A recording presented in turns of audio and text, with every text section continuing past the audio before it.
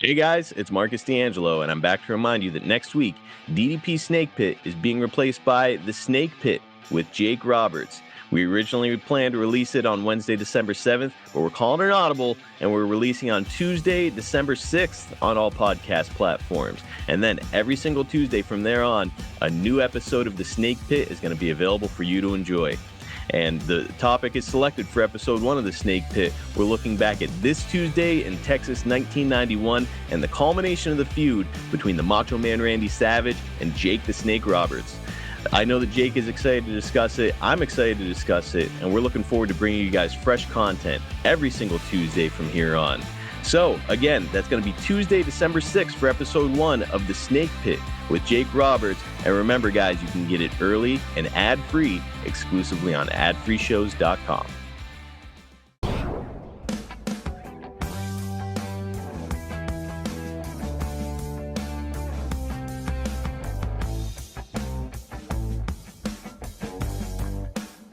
Hey, it's Conrad Thompson, and you're listening to DDP Snake Pit. And of course, we couldn't do it without a pair of Hall of Famers. Here he is, ladies and gentlemen, Jake the Snake Roberts. Jake, how are you, man?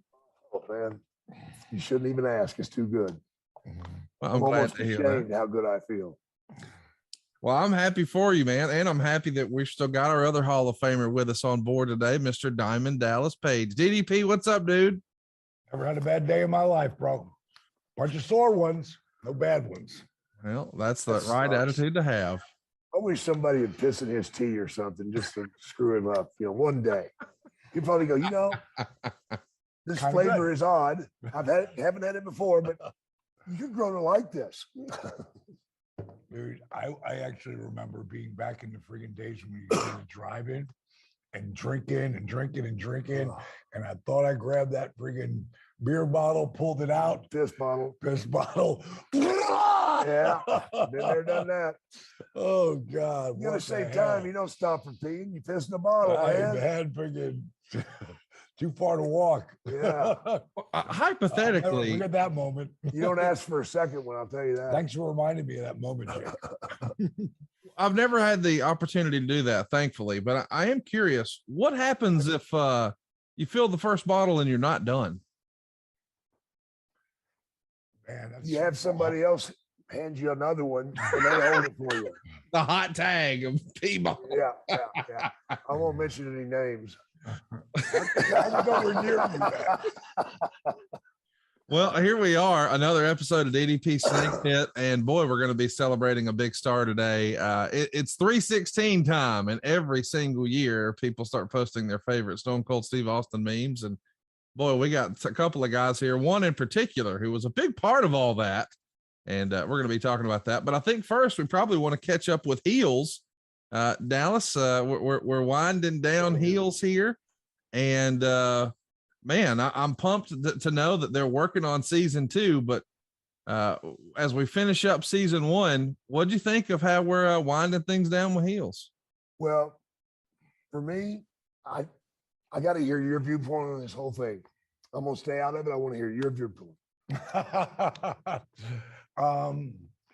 Damn, man. I forgot. What was the fucking finish there? I can't remember. Give me the play-by-play. So they did the whole double turn, and we're Oh yeah, right. I got it. I remember now. He loved that. He absolutely loved that and putting it on the girl. Again, this is spoiler alert if you haven't watched episode 8 yet. Put it on the girl. I think it was great for TV. I don't know how they work out. Jake says they got a million different ways, to go with it. There's no other girls in the federation, and to me, she's not China or Jade. So I don't know how I don't know how they work that from there. But I'm really interested because they've not disappointed me on any of their writing throughout this entire journey. I'm really excited coming into episode, or I should say, the next series. I'm really next season.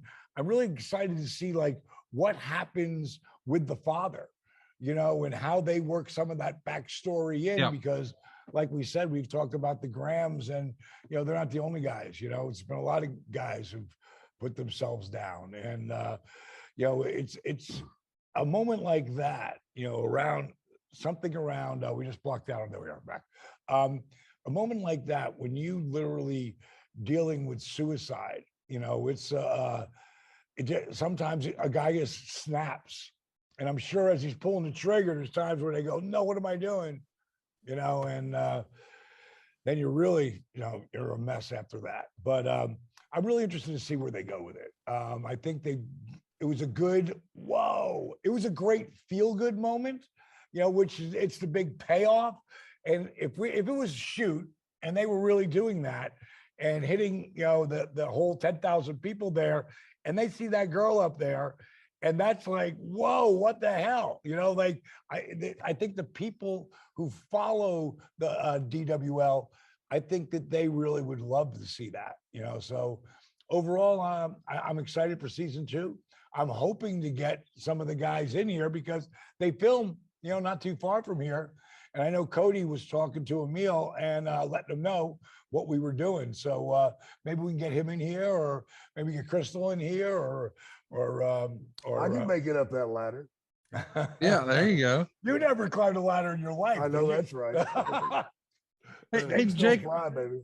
What'd you think about Ace? Seemingly, he would never even consider being, a heel, and now it feels like he's more comfortable in that role. Did that make you think of anybody from your real life wrestling past of, here's a guy who thought, man, I'll never be this or that, whether it's heel or baby, and then eventually when they did, wow, it just took off? Oh, there's lots of guys like that. Austin being one. Yeah, but that's going from heel to babyface. Yeah. And the same thing. And I think it's always bigger, but there's been some, like, what's some of the memorable that you think about heel turns? Well, when I turned, it was very, very strange because going out to the snake pit that night, Honky Tonk was a babyface. Right. And I was a heel. And one guitar shot that I'll never forget. Right. Changed us both. We both switched positions, and that's a rarity. And the same thing with Austin and Brett. Absolutely. So Brett becoming that heel there, and I got to really put Brett over that time because he really was the consummate babyface. Yeah. He was everything. Like he'd been the heel when a tag team, and he was great at it. But when he became the babyface and really the face of the company, I mean, it was an honor to him, just like it would have been to me or anybody else in that spot. But he really, because of his lineage and everything that, he'd been through his life and the whole having the family business, this was the big payoff. And he literally was that guy. But for Austin, the anti-hero, and the first anti-hero is sitting off to my right here in our business. And man, it was a thing of beauty, the finish of the blood and Austin passing out and not tapping out. And that was like, boom, he was on his way. Well, one last thing, we can't finish heels and not talk about, a little situation in the ring with number 2. What about I want to step in on that one. It's not funny. It's not funny. No shit. Not funny. That's happened to me several times. And it's not a comfortable feeling. Once in Japan, there was a guy named Inui, the mighty Inui, and he did a Caponchier roll on you. That's where you're flat on your back in the ring and they do a little flip, except he misjudged it and he landed square on my guts, man. Oh, God. And it actually turned my rear end inside out. Yeah. There's like meat hanging out, and it took a couple of days to get over that. Jack Daniels helped. And, or hurts. And that's when I pushed it back in. You're in Japan on the road, and I'm standing on all the bus trips because I can't sit down, and it was horrible.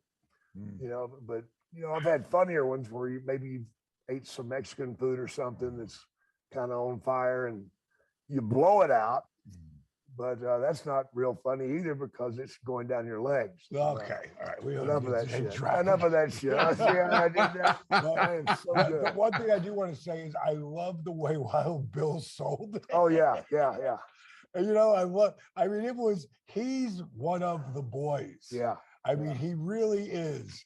I think again, in the beginning when I read that, I wanted that part so bad. I called Julie Yorn. They, of course, put him in that spot. I can't see anybody else in that spot. I mean, Yeah. Wild Bill is Chris Bauer is so good. As far as being one of the boys, man. Yeah, he could definitely hop in the back seat and ride with me. Oh yeah, he would be a really good time. Yeah. And there's got to be some fan in him to play that good. Well, A youngster watching wrestling. I got to believe he watched back in the day. Yeah. And he did a hell of a job. And I love the part where he gets off the mat and says, "Screw it, I got to save my boys." right. And that's so. He does a big turn there. Yeah. Yes. Yeah. And the people sold it like, whoa, because the one section knows a big brown spot on his butt. But again, And on the map. you yeah, know. it was a great spot. It was a great spot. I think again, I enjoyed the whole ending. Again, I don't know where they're going to go. Yeah. I don't know how they're going to go, but I'm sure if you're going to do that for a finish, you got to at least have an idea where you're going to go. And No shit. they can always call Jake because Jake said there's 1,000 different ways they can go. So his booker mind is already working. Julie Yorn, if you're watching, I'm 6 months down the road, baby. Come catch me. he can help with your writing team there. But again, recommend everybody, if you haven't seen it, you can even go on Showtime and not Showtime. It's on Stars, but you can get the first season on Amazon Prime. I think they work a deal where it's free for X amount of time or whatever, but definitely check out Heels. It's a great binge watch. Yeah. Yeah. All right, Connie, let's go to the meat of today, man. Steve We got is here. You'd fix it. we got the probably one of the most over baby faces of all time. Oh, yeah. About, right? One of the biggest stars of all time. Of course, we're talking Come about on, Stone guys. Cold Come Steve on. Austin. He got his start training with Chris Adams down at the Dallas Sportatorium. Jake, you ever go through the Sportatorium? What did you think of the Sportatorium? Man, oh man, oh man. The ghosts that are in that building. I remember as a kid going there with my father. Oh, really? Yeah. Yeah. And I watched my father wrestle a bear one night. Really? Yeah. That bear tossed his 425 pounds ass around. Mhm. He monkey flipped my father. Wow. He did all sorts of crazy stuff. But then I see my father wrestle the Spoilers with Gary Hart. Don Jardine is spoiler number one. And it was, as a kid, it was pretty tough, man. That building was horrible. If you turn the lights on and looked inside that building, you would not go in. The ring was like hitting this. Yeah, because the ring posts are cemented into the concrete. Oh, wow. So there's absolutely nothing. You might as well made it out of concrete. Dude, I took my first bump on that. Oh. And I completely changed that match. Yeah, damn straight. Yeah, I did a lot of chain wrestling. Thank God I knew how to do all that shit. If you hit a turnbuckle hard, your lower half of your body would go numb for about a minute. I hit one hard one night and I thought I'd crippled myself, man, because I couldn't even stand up. I just collapsed. It Wow. was like my hips were numb. But there's a horrible ring. And then you put people in there that are loose cannons themselves, not in a mean way, just that's who they were. The Von Erich Right. boys were just, you never knew what the hell they were going to do to you, but it wasn't good. And, yeah, it was a rough place to go, man. That's where I got shot at too, man. That's so crazy you say that because one of the night I only wrestled there twice, I think, and that was with WCW. We come through Dallas a couple times, but there was a shot. Someone fired a gun. Yeah, 3 shots at me. Yeah, and you, Yeah. whoever it was, shot a gun when I was there too. It was like What? it is Texas, Yeah. as your home state. What got man. me is the cops, get in the back And the cops have got the guy in the back. They were real good at the Sportatorium about it. If a fan got involved, they'd bring him to the back and turn their heads for a minute or two, and give you time to say hello. But they asked me, said, well, Jake, do you want to file charges? I'm like, file charges? Oh, hell no. Just reload him and put him back out there. What the hell you mean file charges? Of course, man. Get this son of a bitch out of here. That's unbelievable. I should have asked him if it's because my match was too good or if it's because I sucked.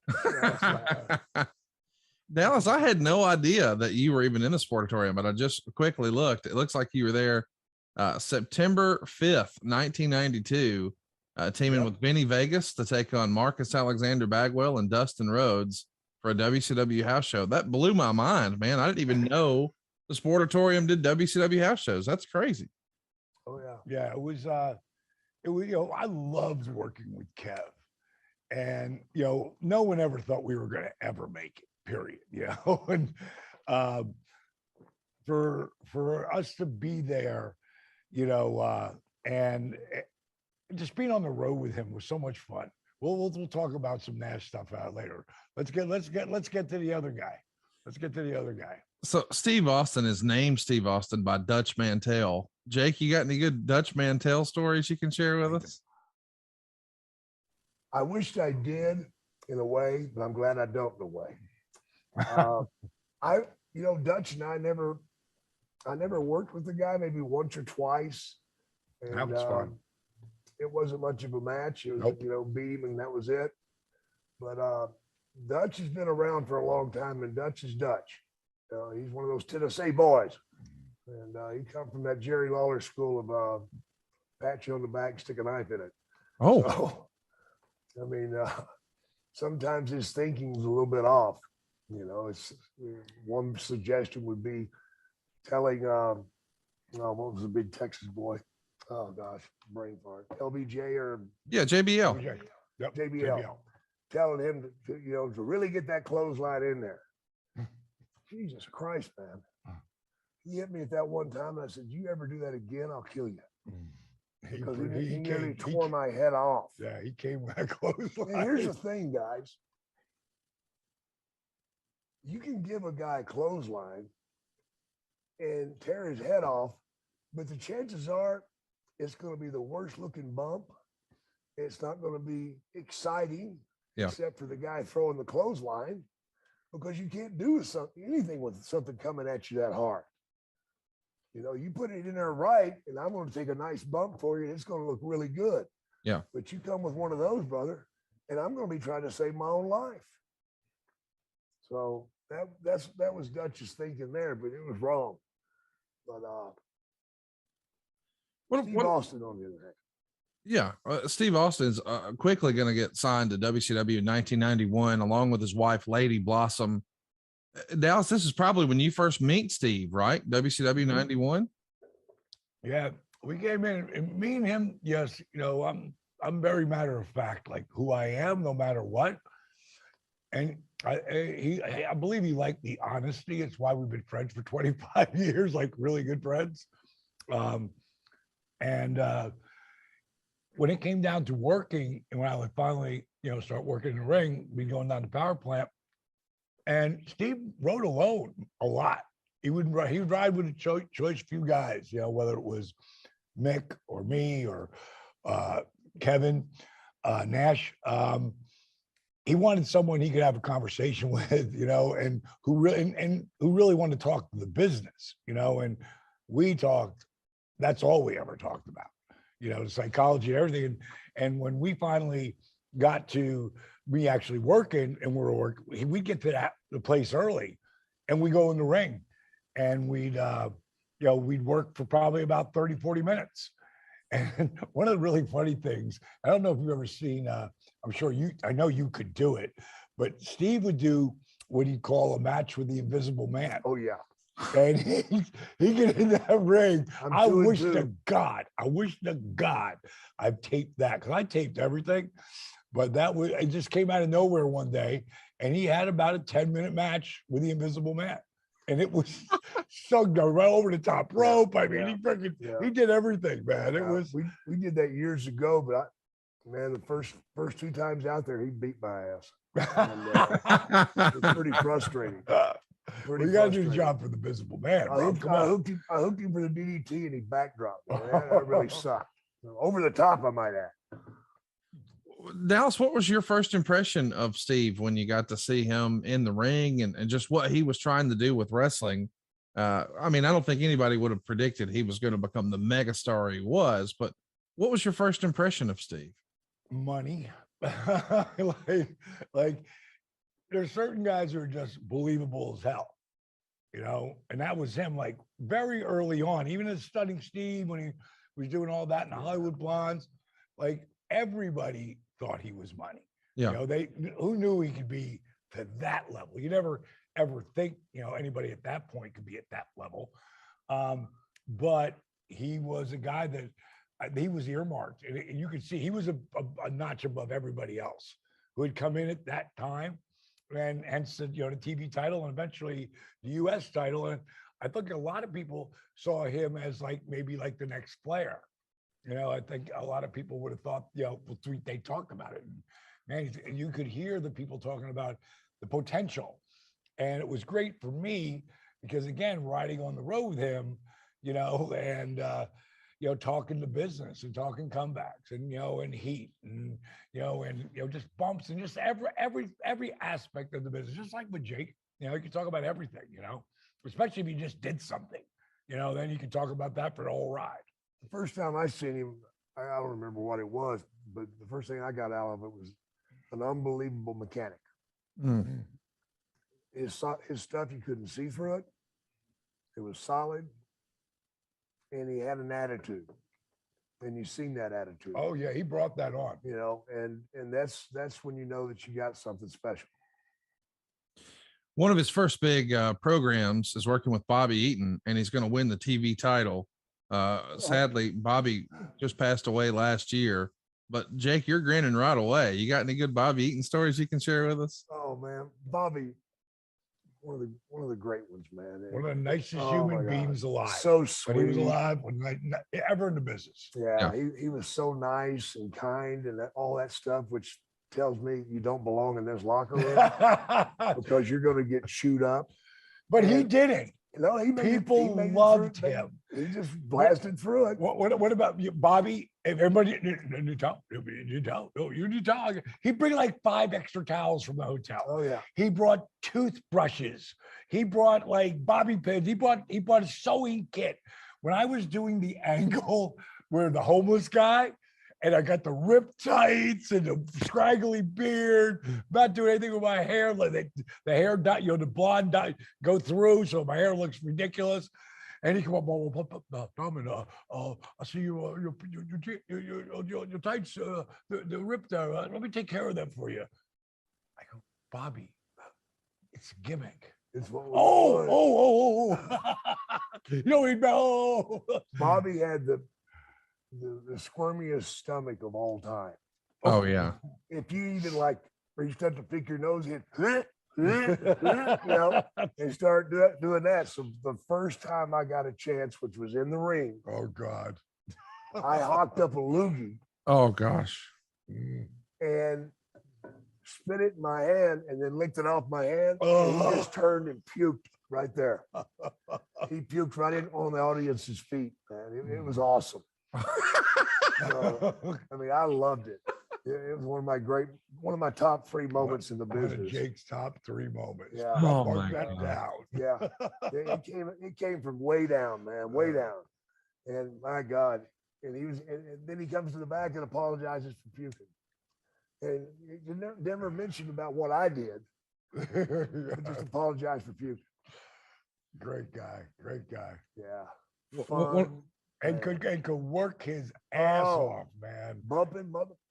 You talk about cats who are mechanics, and what he could do in the ring, man. I mean, especially in those early, even those middle years, he was flawless, man.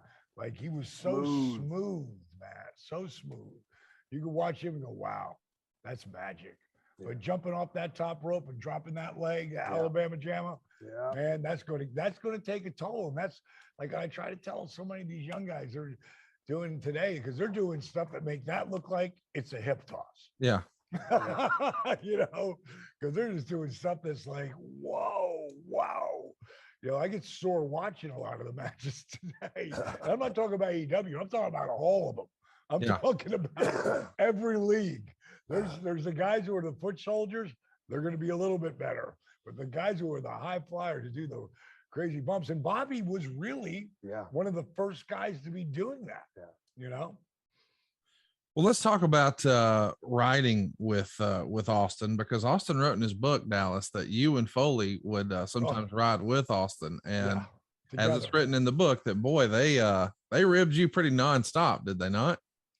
Well, I'll just give you some of them. You know, like first of all, they're 25 or 26. I'm 35 and a half, a good maybe in 36, 37, and they would. I'm the rookie, so I got to sleep in the cot. You know, I got to sleep in the roll-in bed, and I sleep naked. And I back then I was putting, and I forgot all about this. What Mick Foley did in his stand-up, he would close his show out with the Cookie Story and me being sleeping naked. And when he has this girl come out with a blonde wig on and in a suit that's like all flesh toned, so she looks naked. And she has cellophane around, like wrap around her knees. And I completely forgot I did that. Oh. And what I would do is I put DMSO, which is, they put it on horses because my knees were bad back then. And I put DMSO on my knees. But if you were to go in a bed, say your sheets were blue, the blue would go right into your skin. Because what happens, DMSO would take the painkiller into the knees. So you had the wrap them with cellophane. And I didn't remember till she walked out there wearing that cellophane. And I burst out laughing. Too much. And that night, of course, was the crescendo of it all. Foley had been given a bunch of cookies. And that night, and he was a heel back then, but when he wasn't on TV, he was the biggest baby face on the planet. Yes. And I just couldn't believe, like, here's this heel, like, he's like, I was nice to everybody, but he was like ridiculous, like he'd babysit for him, like that kind of shit, you know? And so the Cookie Story, he, you know, when I went out, because I went out, those guys stayed in a lot. I was still going out 3 or 4 nights a week. And he put cookies in my bed. And it's late. It's at the end, you know, it's 2 o'clock in the morning. So I'm like not trying to make noise, you know, and I get in the bed. I'm like, what the fuck? Mother. Now let me tell you this story. Foley's doing stand-up with Piper. And they are going back and forth to stories, and Piper's playing me at the end. And when Piper gets up and starts jumping on Foley, how do you like it, Foley, with my naked balls in your face? You know, how do you like it? And the lights go out. And there's like maybe 400 people there. When the lights come on, it might have been one of the biggest pops I've ever heard, because I'm standing there going, that's not how it fucking happened. That's fantastic. And it was so funny, but that night was like the biggest one of me. Like, I was so mad. I was so pissed off. And Foley, of course, didn't sell it at all, as I'm jumping up and down on him naked, you know, with the cookies and crunching them on him, and Austin just peeing his pants, you know, in the bed next to Foley. Those 2 guys were the cheapest cats ever. They were so frugal. That was another rib that was, you know, they were always so friggin' frugal. They also do things like I'd be in the shower and throw ice water, like a bucket's of ice on me. The friggin' come out, there's no towel, there's a face cloth. You know, they just things like that. Those 2 guys taught me eventually, don't sell shit. Yes. And they broke me of it. It took me still a little while longer, but at some point, I just wouldn't sell anything. And then guys will leave you alone, right? That's right. He's as long as you're selling, I'm gonna keep dumping. And it's gonna get weirder and weirder. All right, guys, let's run a quick break to talk about our pals over at NordVPN, the best online VPN service for speed and security. In today's day and age, you cannot be too careful, guys, when it comes to cybercrime, with people trying to steal your private data, invading your privacy, and hey, what if you're not tech savvy? Well, luckily, NordVPN is a one-stop shop for all things cybersecurity. It's incredibly easy for me to use. With just one click, I'm protected. I don't have to be a tech genius to use it either. With my NordVPN account, I can have up to 6 devices protected. I no longer have to worry about hackers, malicious sites, and pop-ups. And guess what, guys? It does not just have to do with security either. It also has to do with entertainment. Did you ever hear about a new TV show or a film? You're really excited to watch it, only to find out that it's not available in your country? Well, with NordVPN, I can switch my virtual location on my device with one click, and I can access streaming services from over 60 countries at no extra cost. This opens up a Pandora's box of entertaining content, which I just wouldn't be able to access without NordVPN. Guys, it's the price of a cup of coffee every month, a small price to pay for premium cybersecurity and access to a vast amount of entertaining content from across the world. So look, it's time. Grab your exclusive NordVPN deal by going to nordvpn.com/DDP Snake and get a huge discount on your NordVPN plan, plus 4 months for free. It's completely risk-free with Nord's 30-day money-back guarantee. Guys, it's time. Go to nordvpn.com/DDP Snake. Well, 1992, you guys are all in WCW and you're all bad guys, both Jake and DDP and Austin. So it's not likely you're going to be standing across the ring from each other at this point. Dallas, you're still making towns with Steve, and Jake, you're here as a top heel. Is Austin somebody you saw money in very early as well, Jake? Like when he's on the heel side and you're on the heel side, did you ever imagine you guys would get together in some capacity or another? I didn't ever imagine that, but I knew he was going to be something special. He just had it, you know. Here's the thing about this business. You can have the greatest body, you can have the best interviews, but unless you got it, you're not going to be long term. If you've got it, you'll make it. And it will cover up a lot of stuff. And what is it? Charisma. I mean, look at Dusty. Dusty wasn't body beautiful. No. Christ. But yet he had the people in the palm of his hand. You loved him. You loved him with all your heart. And you felt everything that he felt. And Austin had that, you know, and that's the one thing in this business, you can't go out and buy it. You can't go out and learn it. Either you got it or you don't. I got lucky. I want to follow up with that, Jake, because people have a phrase they say a lot. Oh, yeah, it's such a great mind for the business. And you're considered one of the greatest minds for the business of all time. Did you get to spend any time picking Austin's brain back then to just see where his head was at? Not then, but later, whenever we hooked up in the WWE, he had, you know, he came up there as the ringmaster. Yeah, that wouldn't go right. Which stunk. Yeah. And he knew it stunk. No, he knew it. He knew it. I knew it stunk. But Vince has this thing, man. He's going to make it work, you know. But it wasn't working, and it wasn't doing anybody any favors. And it finally got bad enough that they said, you know, there, and gave him some time off, and he came back stone cold. At that time, I was helping write the storylines. And I looked at the whole thing there, and I told Vince, I said, that guy's going to be your next megastar. And that's probably one of my better feel-good moments too, because I was right. And you got to really help that rocket in a big way. Because Steve, every night, he would call me and tell me about his match and ask where he did this, what did I do wrong, or what should I have done. And I wouldn't tell him what he should do, but I would tell him what he shouldn't. You got to, you know, I've done the same thing with Dallas. Let him figure it out. Yeah. And once you figure it out, you understand it. You really understand it. So yeah, that went on for several weeks. I kept pushing him, of course, in the meetings and stuff, and everybody was just looking at me like, really? But I was right. And I don't think anybody could predicted that, but I know you want to keep going back. No, we'll come back to that. Yeah, let's talk about the WCW time, because Dallas, you're still there when the whole Hollywood Blondes thing becomes a thing. The pairing of him and Brian Pillman is going to be super important to Steve, even to this day. But a lot of fans saw big money in that, but maybe WCW didn't, because it was relatively short-lived. Were you surprised they broke up the Hollywood Blondes as quickly as they did?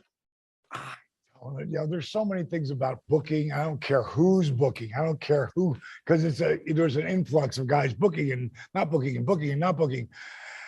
I've never understood why certain things just stop when they're working. But someone convinces someone else that it could be better if they're doing something else. That was a natural. And that was really the beginning of Steve becoming Steve Austin. Not being stunning Steve. He was still stunning, but you could see by just the way his mind was working, how he was working in the ring. I mean, the psychology that they had, he was really starting to take it to that next level. And, they broke it up, and, again, why?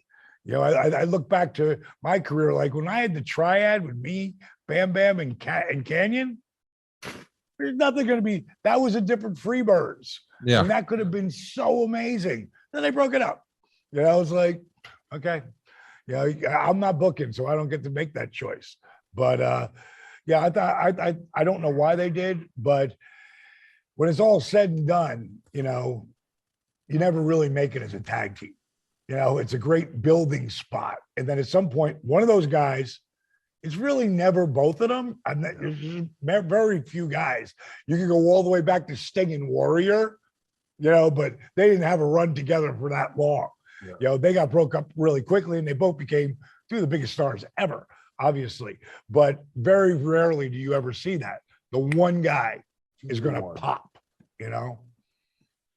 Well, Jake, we're talking about booking. I'm curious what you thought. I know you weren't with WCW at the time, but they're bringing Jim Duggan into WCW, and they have him beat Steve Austin on pay-per-view in 35 seconds. And this feels like a pivotal moment in his career where maybe he realizes, man, they took away the Hollywood Blondes. They had Hacksaw beat me in 35 seconds on pay-per-view. They don't have any plans for me. If you don't understand it by then, you're in trouble. Yeah. That wasn't the writing on the wall. That was the final shot. But wait a second. Didn't he put the US strap on him after that? I think that's where he dropped it to okay. Is that I can't remember exactly. Oh, that was the TV title. That's the TV title I'm thinking of. But yeah, I mean, listen, there were lots of, no, it was the US title. Yeah, you're right. It was the US title. So he's going to drop the US title to Jim Duggan in 35 seconds. But that'll bum you. Bum you out. Yeah. That'll like, what? There's no reason for that. Come bringing Jim in and just going over him is going to be big enough. But there's no reason for a 35. Like I'd hate to do that. Well, I disagree with you. I mean, it takes a good man to beat me, but it don't take him long. Okay, that's kind of where I'm at. I'd rather meet a freight train coming head on and get knocked off the track than have to do a 20-minute grind it out, beat the dog shit out of it, because I got my ass whooped then. Yeah. I think if you come in and slip on a banana peel or get knocked out, I've always been a fan of getting knocked out. I think everybody can understand that.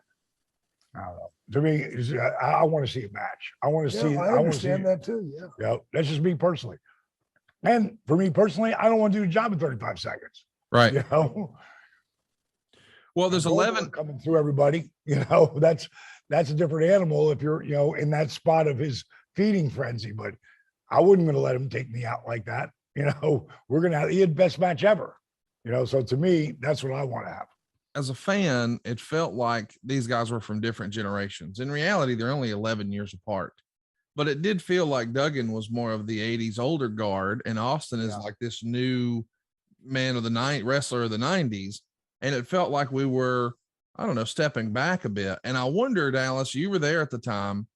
Is this because WCW just changed when Hulk Hogan came in?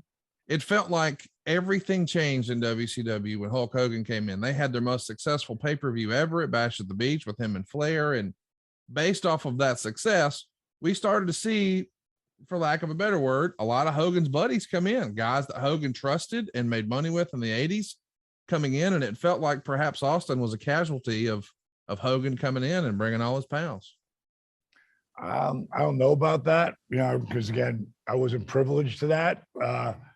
But I know that back then, Steve was not the biggest fan of Hulk, because he was, and obviously by what his lineage has been, he was the next big thing. And I think all that stuff made him, when you're just given shit, nobody appreciates it. When you got to work for it, especially the way he did, because it's not too long after this that he, has the tricep, injury, and Bish fires him. And I was like, no, not that guy. Like, you don't let that guy go. Like, he's really good. Like, I always felt it. And Jake had said it to me when we were working together. He told me, when I told him, he'd put me over on this one call. I said, Jake, can't put me over like that, man. I can't live up to that. He's like, listen, if you keep doing what you're doing, you're going to be one of the biggest names in the business. You got to believe that. He goes, if you can't take the heat, you might as well get off right now. Because with going up that ladder comes a lot of heat. Yeah. And bottom line is, the whole thing with Steve getting let go and then going to ECW. When Steve Austin, like, one of the things you have to understand, like when I do all my filming of all my matches, every night he'd come out and watch my match. A lot of times we were driving together and he would do color commentating. It was so funny. He would be Gordon Soley. He'd be Jim Ross. He'd be this character, this wrestling character come in. And then Nash would come in and do it with him. Foley would come in. Steve Regal, Raven. And I had all of this. And every night we'd watch it and laugh our ass off because they would just bust my balls the whole time, And I wish to God I would have kept it. But all that, brother, all the stuff that he would do there, he would start doing in ECW because he could do whatever the fuck he wanted. So again, back with ECW, it was really the testing ground. And of course, when he got to WWE, they didn't let him do any of that shit. Not yet. But it was coming. Not yet.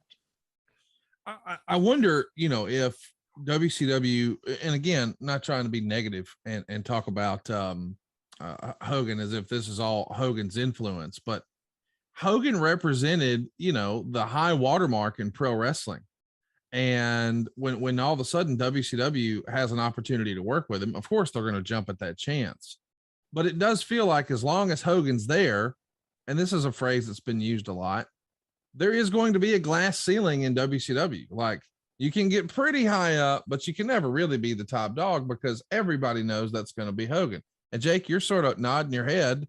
Do you agree with that? That Absolutely. From the boys' perspective, they think, hey, I can get as high as I want, but I'll never get to that spot because that's Absolutely. Reserved for Hogan.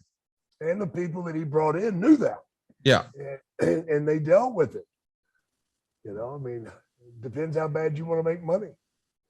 But also you got to remember that whatever the deal was, and I never knew what the deal was that Hulk got, but it was ridiculously amazing. The Hulk got he made a lot of money off of that whole run, and he was the guy who put us on the map.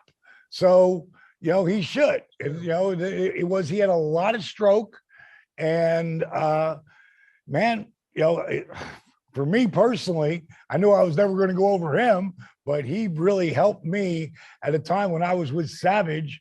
And, he talked to me back, like I told you back in a couple episodes before, when we were on the road in Germany. And again, he said the same thing me to Jake did. You keep doing what you're doing, I believe me and you could draw big money together, so I didn't need to be above him, just get me up there. I can actually work with him. And that was amazing for me. I think for someone like Steve at that time, I don't know what was going, but either way, whoever, poisoned him in Eric's ear, I don't know who that could have been anybody, really. Because anytime you see some guy come up, a lot of guys are worried they're going to take their spot. Yeah. I'm never worried about that. I know you're the same way. Yeah. I'm never worried about that. I don't think like that. Yeah, well, we think about getting other guys jobs too, and helping guys, building guys, because that also, when you're helping that guy come up, when you work together, he's going to make you look like $1 million.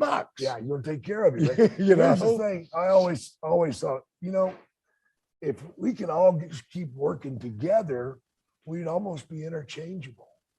You know what I'm saying?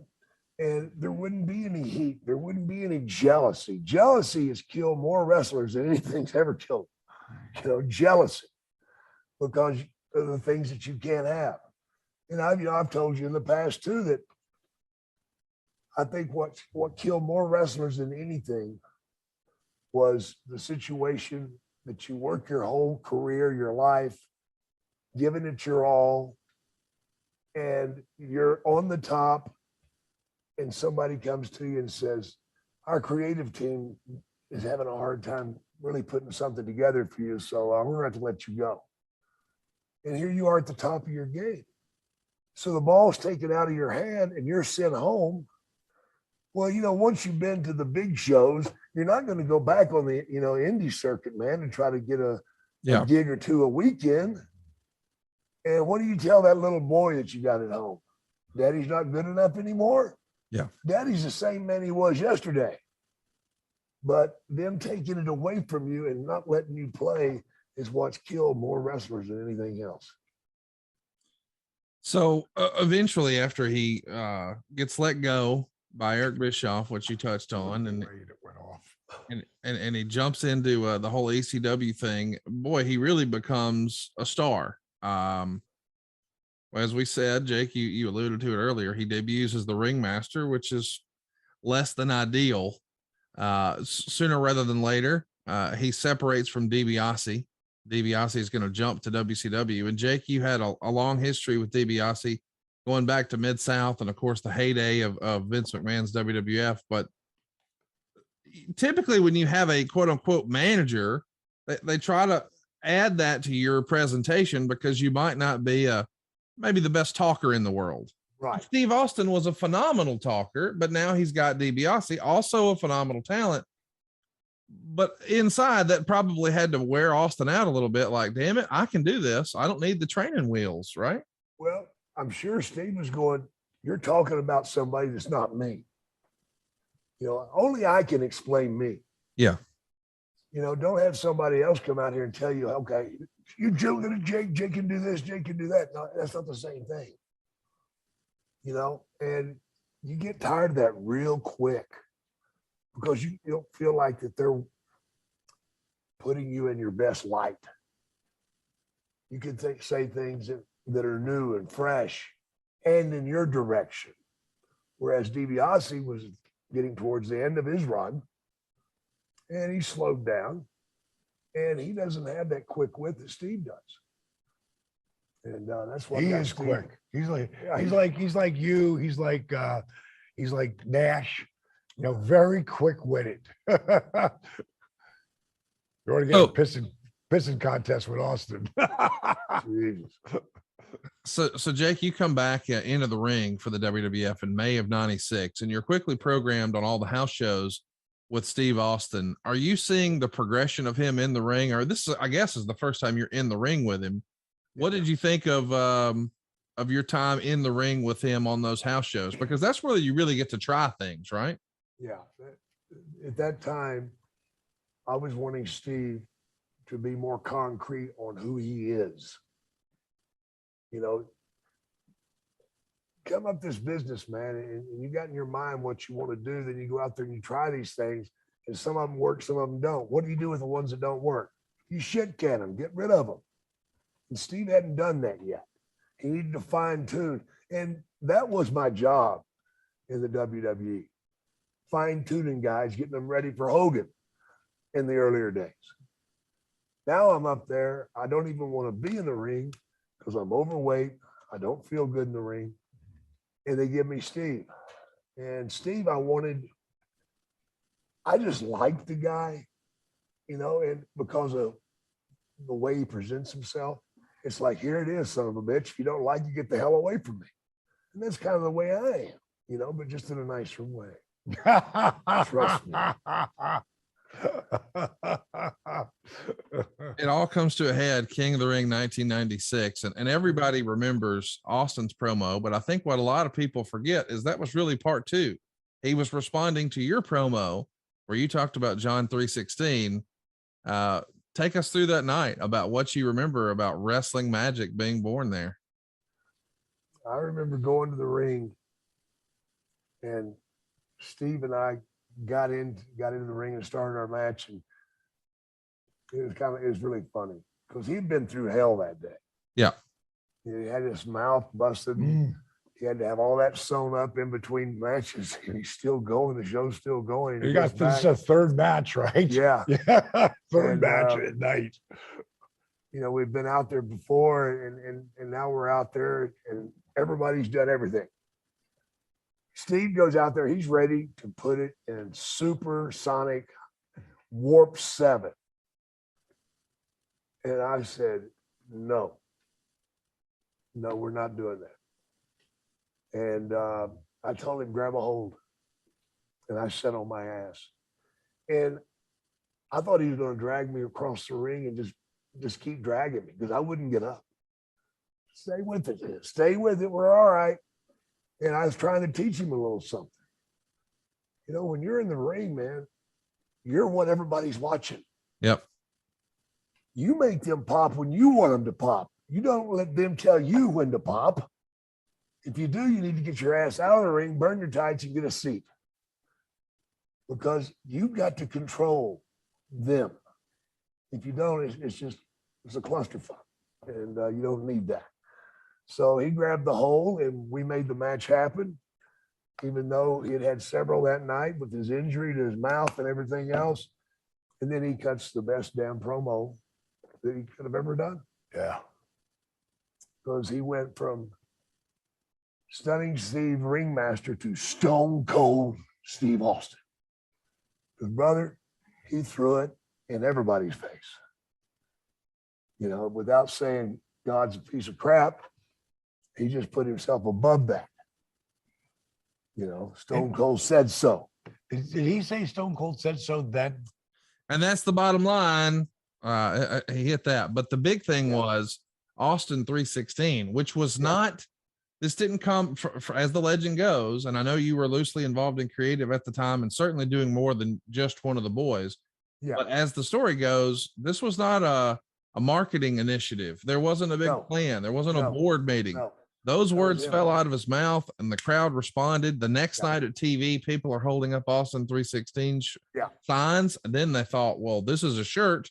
Here we go. And they really missed the boat on that too. The people have asked me many times about it. I said, well, you got the Austin 3:16. Why don't you come out with Austin's 10 commandments? Thou shalt not kill unless thou art pissed. Thou shalt not covet thy neighbor's wife unless she's really hot. Get to another one. Honor thy mother and father unless he's a dick and she's a douche. You could have came out with a whole new deal there. And not something right there that that Jake, he didn't just roll that off his tongue. That was something he talked about 25 years ago. Yeah. Now, but let me ask again. Like he said, I believe he said Austin 3:16 just kicked your ass. Did he? That was it. Yeah, he didn't end with Stone Cold yet, right? He did hit the and that's the bottom line. I think it goes, and that's the bottom line because Stone Cold said so. Okay, so let me tell you a story. Let me tell you a story leading into that. Okay. Me and him, we would try to get together whenever we could. Because of our schedules, it was next to impossible by that time.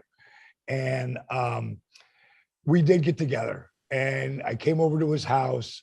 It was right before he left Georgia, and he had this big spread on, 15 acres. That's the way he loves to be, in his own spot. He has to be. He is the rattlesnake, and he needs to be by himself with his wife, but on a big piece of land. Yeah. That's how he was raised, and he was leaving soon. So what I would always say, we drink some beer and eat some deer, and he fry up some deer, and we're drinking beer, and he tells me, he says to Jenny was his wife, right? His wife? Yeah, Jeannie. Yeah. Jeannie. Yep. Yeah, Jeannie. Sweet. She was a sweet lady. He says to me, she served him some tea, and she said, drink your tea before it gets stone cold. Mm-hmm. And he says to me, what do you think about Stone Cold Steve Austin? And I popped. I was like, that's like Classy Pretty Blassie, which is one of the greatest names I've ever heard. You know what I mean? Like Stone Cold Steve Austin, that was magic. I was like, oh my God, dude, that's amazing. So that's where it all comes from, which was pretty cool, that I actually heard about that and just gave him a thumbs up. I'm sure he ran it by a bunch of people. But when he said that, man, I said, okay, that's money. And that, again, coming off of what with Jake and everything, that just took him. He was on a different planet at that point. It's pretty remarkable to go back and see, especially knowing not too long before your old pal Bischoff cut him loose. I'm sure in real life, you're like, dude, what were you thinking? Right. Like I said, I called him up and went, not that guy, like when he let him go, like, because he was also my buddy too. But I had seen the stuff on these tapes that he was making for, doing the color. So I'd seen this character developing and really getting secure in who he was. And for him to leave at that point, like it bummed me out, man. Yeah. I had just started to keep the tapes. And the match I had, and I lost it. It was only one match. It was me and Brian Pillman. And he bust my chops so hard through this match. We were laughing our ass off. And I labeled it the Austin tapes, because now I'm going to keep everyone moving forward. And then he was fired.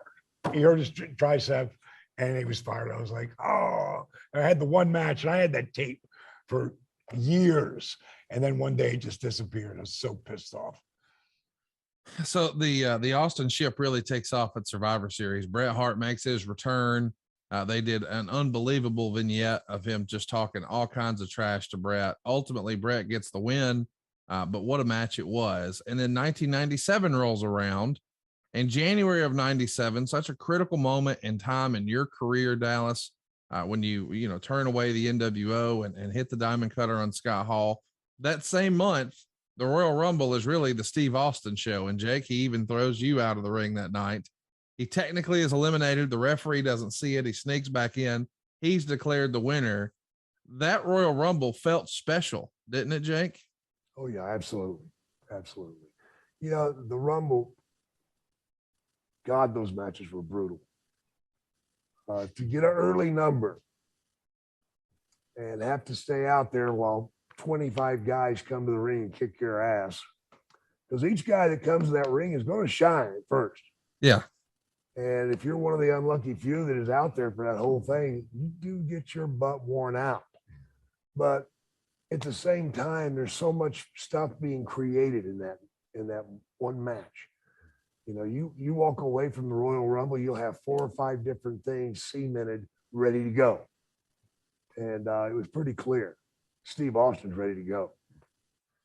It's amazing the similarities and the parallels there, Dallas, because that happens in January of 97 for him. And that's when your whole NWO thing kicks off. What would a Jake the Snake type character book a Diamond Dallas Page versus a Stone Cold Steve Austin to look like in 97? You got the Stone Cold Stunner, you got the Diamond Cutter, probably the 2 hottest moves. It's interesting to think about the parallels there, is it not?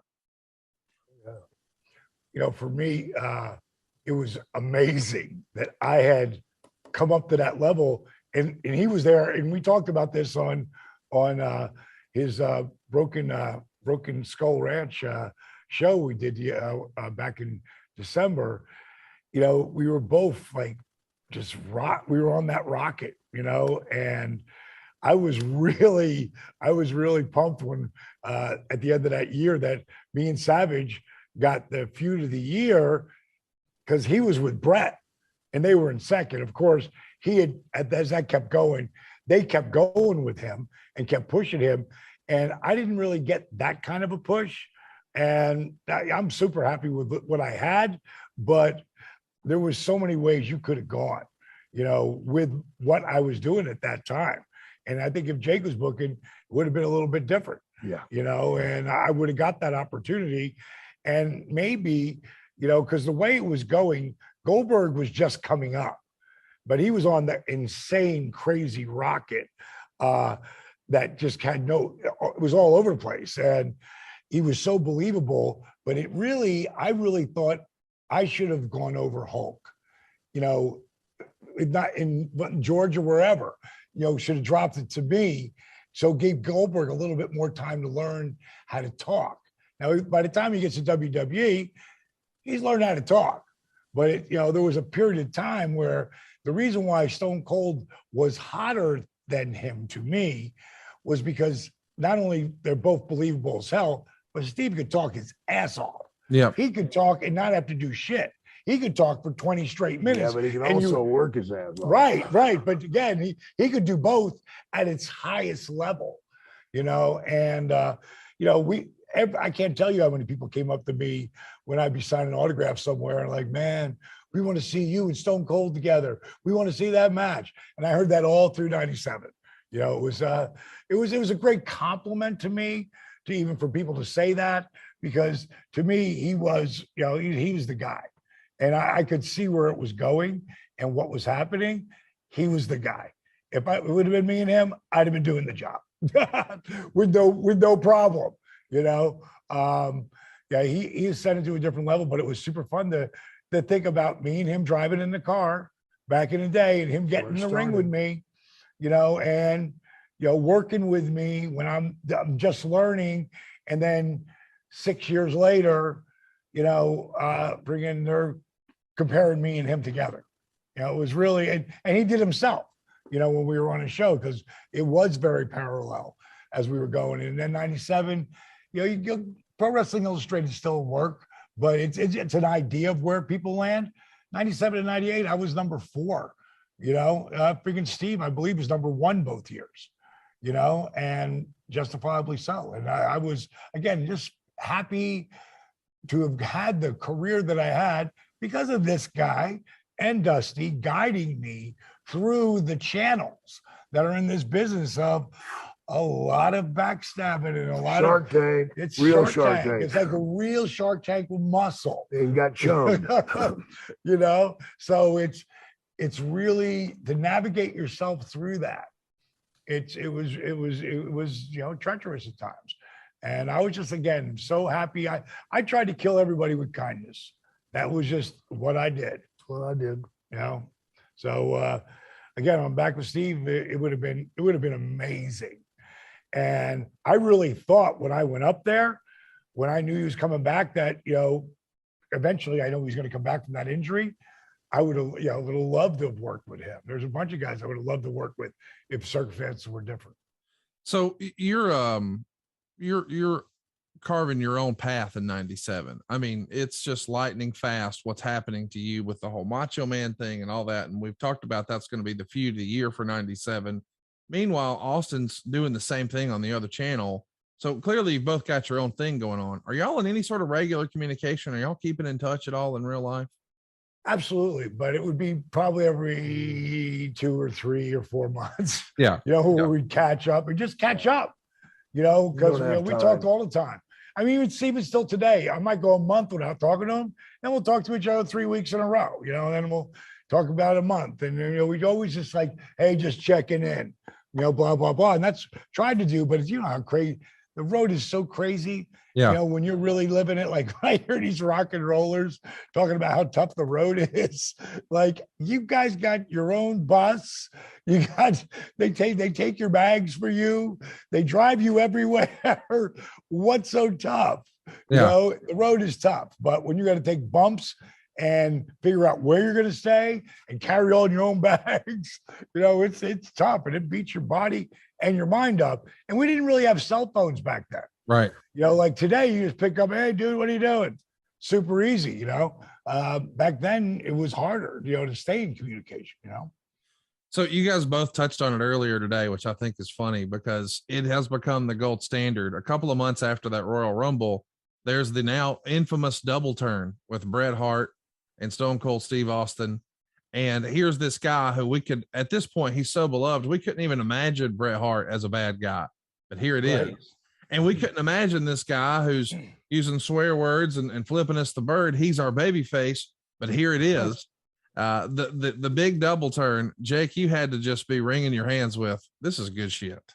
Oh, I loved it, man. Are you kidding me? You know, it's real funny. He's talking about the language that he used. USA had gotten on Vince's ass about Austin. He said ass. Yeah, they didn't want him to say ass anymore. And so Vince got Steve right at the desk and said, Steve, damn it, USA's up my butt. Do not say ass out there. I don't need the aggravation. You hear me? And Steve, yes, sir. Well, at that time, there's Bruce Pritchard sitting over there at the gorilla position. And Steve goes and he looks at Vince and says, I bet he screws up and says ass. And Vince said, you want to bet how many times he's going to say ass? And Pritchard said he'll say it twice. And Vince said, I bet he says it more than that. And it was a $5 bet. And Austin went out there, but poor Bruce did not know that Vince walked around the curtain and grabbed Steve just as he started to go through the curtain and say it at least 15 times and let him go. So he went out there and said ass every time he turned around. Ass. I don't remember that promo. That's funny. And Pritchard's in the back crying, what the fuck? I can't believe he's doing that. Vince's like, I'm going to break his neck. I'm going to kill him. He's going to get us kicked off TV. And Pritchard is like, holy shit, Vince, don't be that mad at him, because Bruce didn't want Steve to get kiboshed. Vince worked Bruce. Of course. Many times. And that was just one. That's funny. You know, it reminds me of that, the what, you know, it's still what will live in infamy in wrestling. And that's when Steve had come back. And that was literally, I don't know, not many people know this, but Christian, Jay Rezzo, of course, was real good friends with Steve as well. And he had left the message and said what a bunch of times. And Austin took that to the ring that night.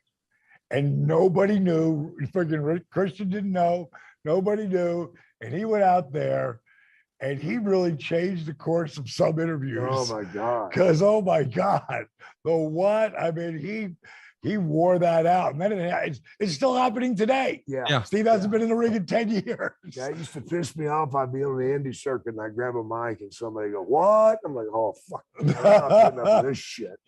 You know, it was something that crazily, still something just catch on, man. You know, again, like the Austin 316, like for that to be so powerful of everybody seeing John 316. Like, it's kind of like I was explaining before about people chanting my name. They were chanting DDT, DDP. We were so much similar. I had taken so much from him and still made it my own, but taken so much from him, you know, learning it. And it's whatever the fans get into and they're already used to. And everybody's seen at the football games, John 316, I mean, for decades. Yeah. So it was such a natural.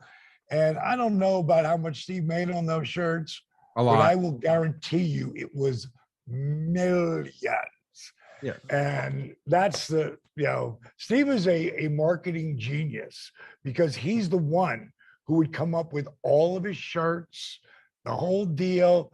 He had a special deal with Vince. I don't know what it was, but I'm sure it was good. And Steve has been taken care of, and he should be, because he's the one who saved the day. Because we were so close. We were so close, and I never wanted this. No, none of the boys ever want a competing company to go away. Right. Like, no, we want 5 more of them and them all competing so we can make money or go to a different territory like Jake did, like we talked about a couple of weeks ago. It comes down to, you want to have the competition so you can get more money for what you're doing. So we never want them to go away. And, the big picture is it turns, because that Vince and Austin angle, and I'm going to call it the second best angle ever, because the NWO was the Mac Daddy. Yeah. That was the greatest angle of all time. But Steve is like just literally right under that. And they took it back from there. They took back the momentum. And it wasn't just those guys. They had a lot of great stuff happening with Foley and, all the guys coming up. I mean, there was so much good shit going on at that time.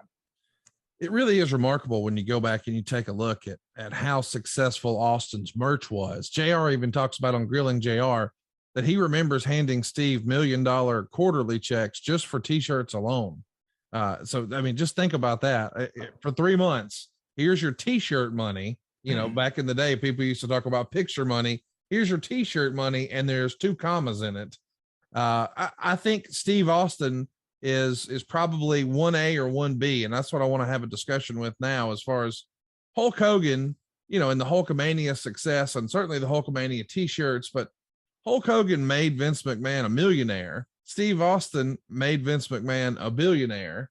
But Jake, you were there for both of those. In your opinion, is Hogan the biggest star in the history of wrestling? Is it Steve Austin, or is it still up for debate? I think more money was made with Steve. Yeah. As far as being the biggest star, you still got to give it to Hogan, man. He's the dude, man. I mean, 6'6", massive. He was what wrestling was about at the time. Yes. Steve Austin came along and repainted that wall. This is what the top guy is now. He's a street thug badass. And he took it and he ran with it. And like you said, made Vince a billionaire. Myself, I think Steve is much more entertaining than Hogan was. But Hogan at the time was developed and made to be exactly that guy that you wrestled one time. Piper was the only one that went through it a couple of times. It's Savage. But everybody else was Hogan. You were his meat. Yeah. It didn't matter who you were, so Vince spent years building that character. Unbeatable. I think if Steve has if he didn't break his neck, yeah, and he keeps going, then I think it's a different story. Because I agree with Jake on all that there. But I think if Steve just gets another 3 or 4 years, because that's the thing with Hulk, the biggest thing. That cat was on top for 30 years. Yeah. Like on the tippity top. He was the benchmark. And then Steve came along, and like Jake said, he painted a different wall. He painted a different story of what the person's supposed to look like. And we had way bigger ratings back then. Yeah. Because we had if it wasn't for the Monday Night Wars, those ratings never would have happened. Yeah. But they did. And because of it was so hot at the time, and there's only so many, platforms. Today, there's a ridiculous amount of things to watch. Yeah. Like there's this, you can be watching this on YouTube, If you're smart. If you're smart. That's good, Jake. I love that. But I really think that if Steve just had a little more time, like a couple more years, like what he would have had if he doesn't get dropped on his head, if he has those 3 or 4 5 more years. And if Austin had never got dropped on his head, he might be showing up at WrestleMania this year. And he still might show up, but he's not going to do more than a couple of stunners, because every time, and Jake will be the first to tell you this, every single time we get in that ring, especially as we're over 40, over 50, you leave a piece of your body in that ring every single time. And it could be something so little. And all of a sudden you tore your friggin' your meniscus again, So for Steve to get in there, God, we love it. We never want to not do it. Like one of my dreams is to hit a diamond cutter at 70, just because I can, and that's a goal that is out there. I'm gonna diamond cut my wife at 70.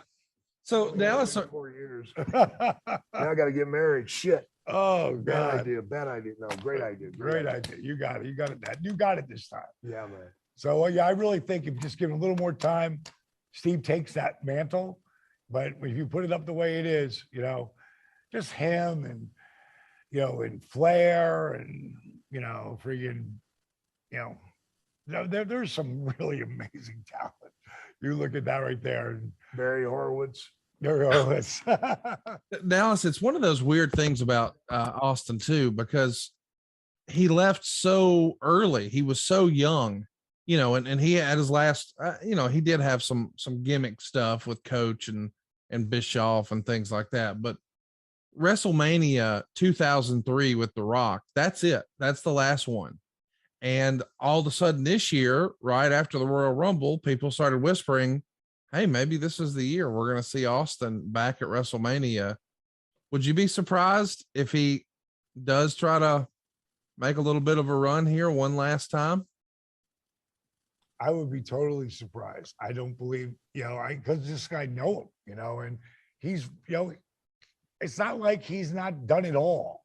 Right. He had 8 world titles, all different belts, the guy, he did every shit you could never even dream of doing. He's lived a dream on so many different levels. He's a spokesperson for Tide. Ice-T, Kawasaki. He does so many things. And plus he's got his shows going and stuff, Steve don't need it, so, could he go out there and hit it, I'm sure if Vince paid him enough money, he'd go out there and hit a stunner or two, but he ain't gonna get in there and do no match. Not that I see. And I could be wrong, but I would not want to see him do it again, because I just know it. He's no kid anymore. None of us are. It would, same with us. It would pale in comparison to what we were. Yeah. I don't want to go out there and leave a bad taste in my mouth, much less old fans. So, Jake, what do you think Austin's legacy will be in the business? Sort of post wrestling, man, he dominated podcasts for so long. He had all these different TV shows. He did movies, but he was stunning. He was the ringmaster, and then he was stone cold. Yeah, he's the model you want to follow if you can. You get lucky enough. And guess what? You can't. You get really lucky enough. But, I think that recreating that magic is as hard as it gets. Yeah. It's just like you can go back to look at it. It's a different world now, man. Yeah, if you look at Bryan Danielson, back when he was doing the Yes thing, there's a moment where that guy, again, they don't have the ratings that we had back then because different platforms, but that guy had every single person. He was on top of the cage. I'll never forget it. 2014. The entire building, not one person was not doing the Yes thing. Like that cat. So ridiculous. Was so over. Yeah. So, and today, I think right now, he's the best in the business. Yeah. Like he's a storyteller. He's doing Ric Flair 60-minute matches. That cat, to me, I don't know how he's doing it. Again, well, when I say that, because of what the concussions he's going through, and one of the things, like every morning I'm in my hyperbaric chamber, which is 15 PSI, which is like 40 feet below sea level. That's what he's in when he took that 2 years off. Every night, every morning, every night. Again, because it's oxidizing the brain That's the only reason they let him back in the ring. Because, when Benoit died, he had the brain of a 87-year-old Alzheimer, according to, what's his name? Chris Nowinski. Chris Nowinski. And I gave him my brain. I gave him my brain. Did you give him yours yet? Oh, I think it's important for people to see. Important. I think it's important to see like what was in there, and so they know. And when you hear that, Chris Benoit had the brain of an 87-year-old Alzheimer patient, that's not a sane guy. Yeah. And that's why things happen because of what the brain's the most important thing. Your body is after that. Yeah. But the brain is why I do so many things to try to keep my brain sharp and working. Your brain is motion. And once that motion starts, your whole body has to react to it. Yeah. It's, Well- I hate to brag, I just feel like I need to do this. We do those cameo things, right? Yep. Well, I had a tough one this morning. Had a guy contact me and just say, help. And then he sent me a little video. And this guy is begging me, help me. I want to commit suicide. Oh, wow. And I looked at it. I looked at the picture of him. I'm like, that dude looks absolutely nuts. And he's so depressed. And I wound up doing about 7 minutes on there, begging him to get help, to get in contact with us, to reach out, to talk, to find the right meds, because I told him about my situation with my meds. Right. Until I started taking antidepressants, I did this, and now I'm sort of. I've never known, and you can tell by talking to him. And I'd said leaving his house, like I said in Resurrection of Jake the Snake. I said and Steve said, what'd you think of that first visit we had? I said, I don't think I'm ever gonna be able to have a conversation with my buddy again. And it took years of being clean and getting the fog to leave the brain, but then taking the right meds that will help you. I don't know this Jake. He doesn't take painkillers anymore. He doesn't drink. He doesn't snort coke. He has no, for years, I would never drink around him. If I have a glass of wine, he's like, dude, have a glass of wine. I don't give a shit. No, because he owns it now. Yeah. It's a different level of sobriety. And people who are going through, the stuff, like those cameos, man, we try to, and I get them not like that, but similar ones all the time. It's making me think right now. And if this guy just happens to turn this on, dude, I'm still thinking about you, man. Please get the help. Please talk to people about your anger and your shame and your pain. There's help out there, man. I had last night. You weren't there, but we had Dr. Mark Mann come in to the Performance Center because he wrote me about a year and a half ago about how he's the head of psychiatry at the Virginia VA, which is the biggest VA in the country, and he's the head of it. He's got like 300 people under him, and he saw Arthur's video, and he was playing it for all the guys and explained this could really help you, like our program. And then a year went by. I got a hold of him, talked to him, said him with Larry, because we're working on a thing called Warrior's Purpose. And the Warrior's Purpose isn't just, workouts and stuff and inspiration and food. It's also about mental health. And so I said, Doc, I'd really love to have you come in here. And then we lost touch with him.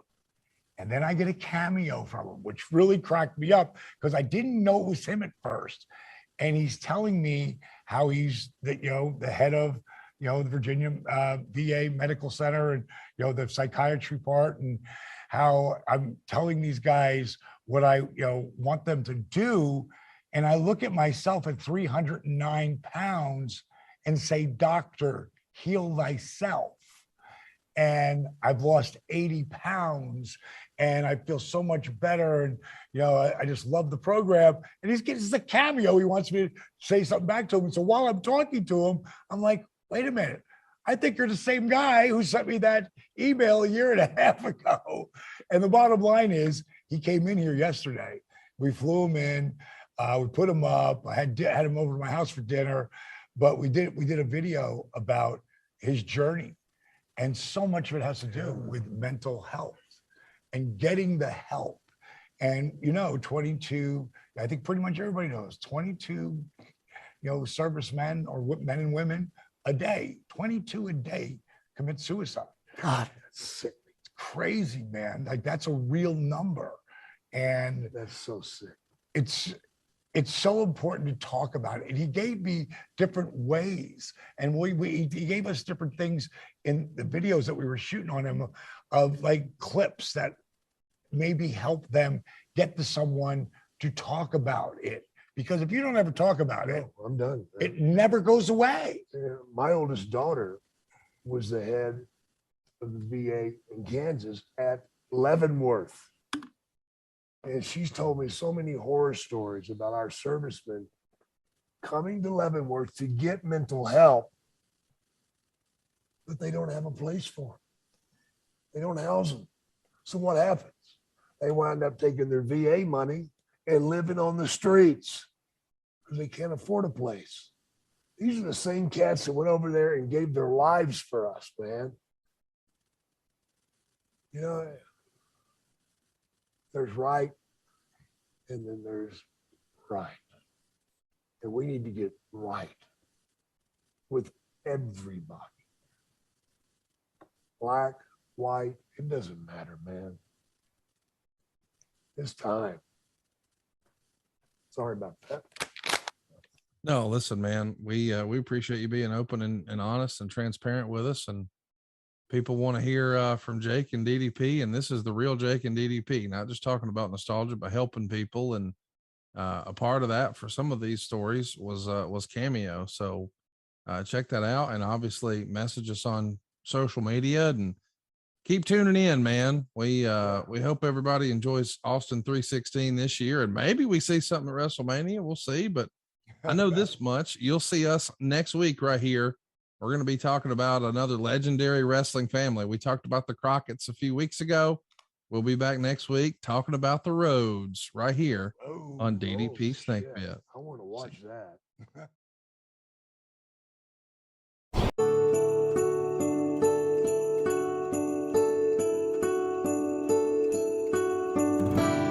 It's that time of year, boys and girls. Can you believe it? I know I can't. I know what you're thinking. This is going to be expensive. How am I going to pay for all this? Have you seen the economy lately? Can we put Christmas on pause?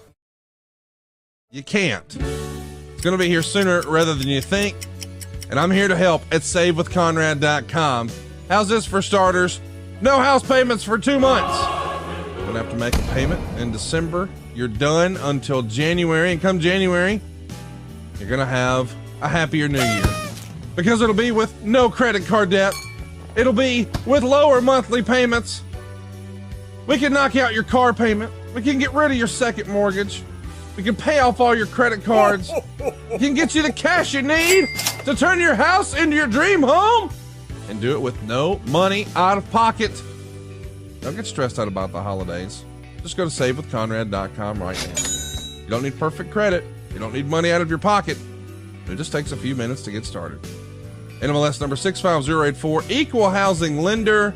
Serious business. Get a lower monthly payment. Make this the best Christmas ever. Skip your next 2 house payments at SaveWithConrad.com.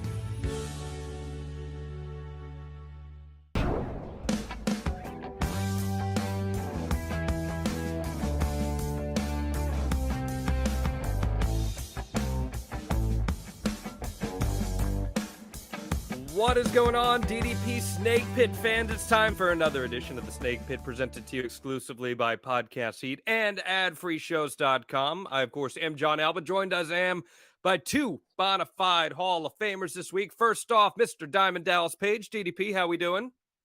Man, awesome, man. Coming off a great week last week, so I'm ready to rock. and of course, his cohort, Mr. Jake the Snake Roberts. What's up, Jake? Oh, you want more? Saran wrap. Okay, gotcha. We love a good callback here on DDP Snake Pit, and if you haven't checked out our Rick Rude episode from a couple weeks ago, you need to. It was an all-timer. You told no that doubt about story. that. Yeah. While I was in Alaska. Yeah. Oh my God. Yeah, that was a bit of a story. Let's go on the extra mile. Yeah. Well, gentlemen, this is going to be one of our most anticipated episodes on the Snake Pit because we are talking about the career of Sting, one of the most iconic figures in professional wrestling history. Man, both of you know very well, and I'm very excited to pick both of your brains on the icon himself. So let's turn the clocks all the way back, guys. Here we go.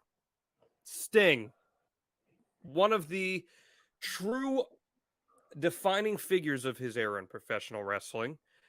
He starts wrestling in 1985 in California as Flash, teaming with a guy named Jim Hellwig as Power Team USA.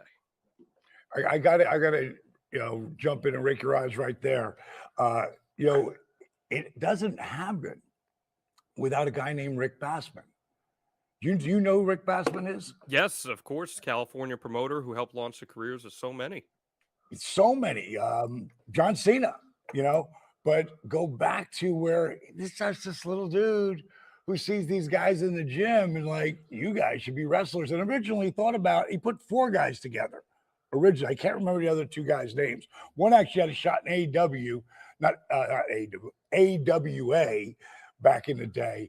But to look at Sting back then and Hellwig, which both looked unbelievable. Stinger nowhere near as big as he would eventually get, but living in the gym and loving his what he was doing in the gym, and then gets this opportunity to get in wrestling.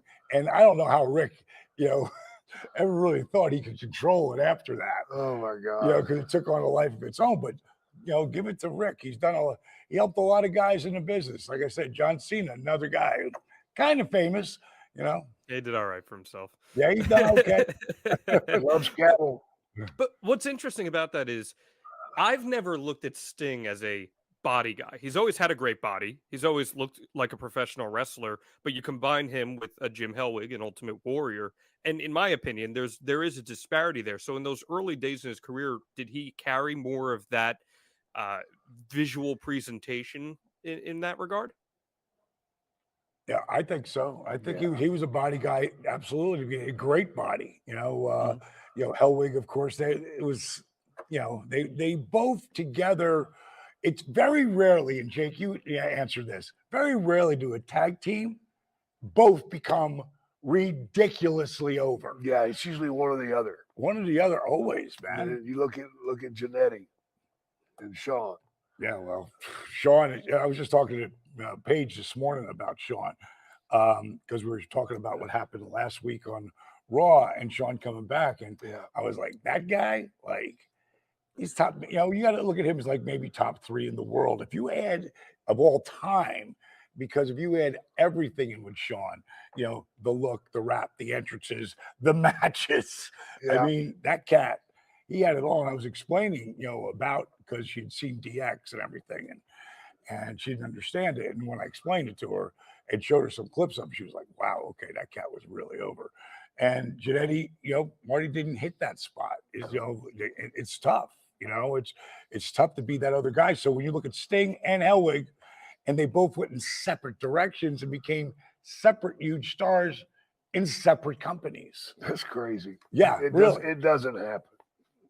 Well, they did just that because they'd go on to Memphis, they'd become the Freedom Fighters, and then ultimately they end up in Bill Watts' territory in '86.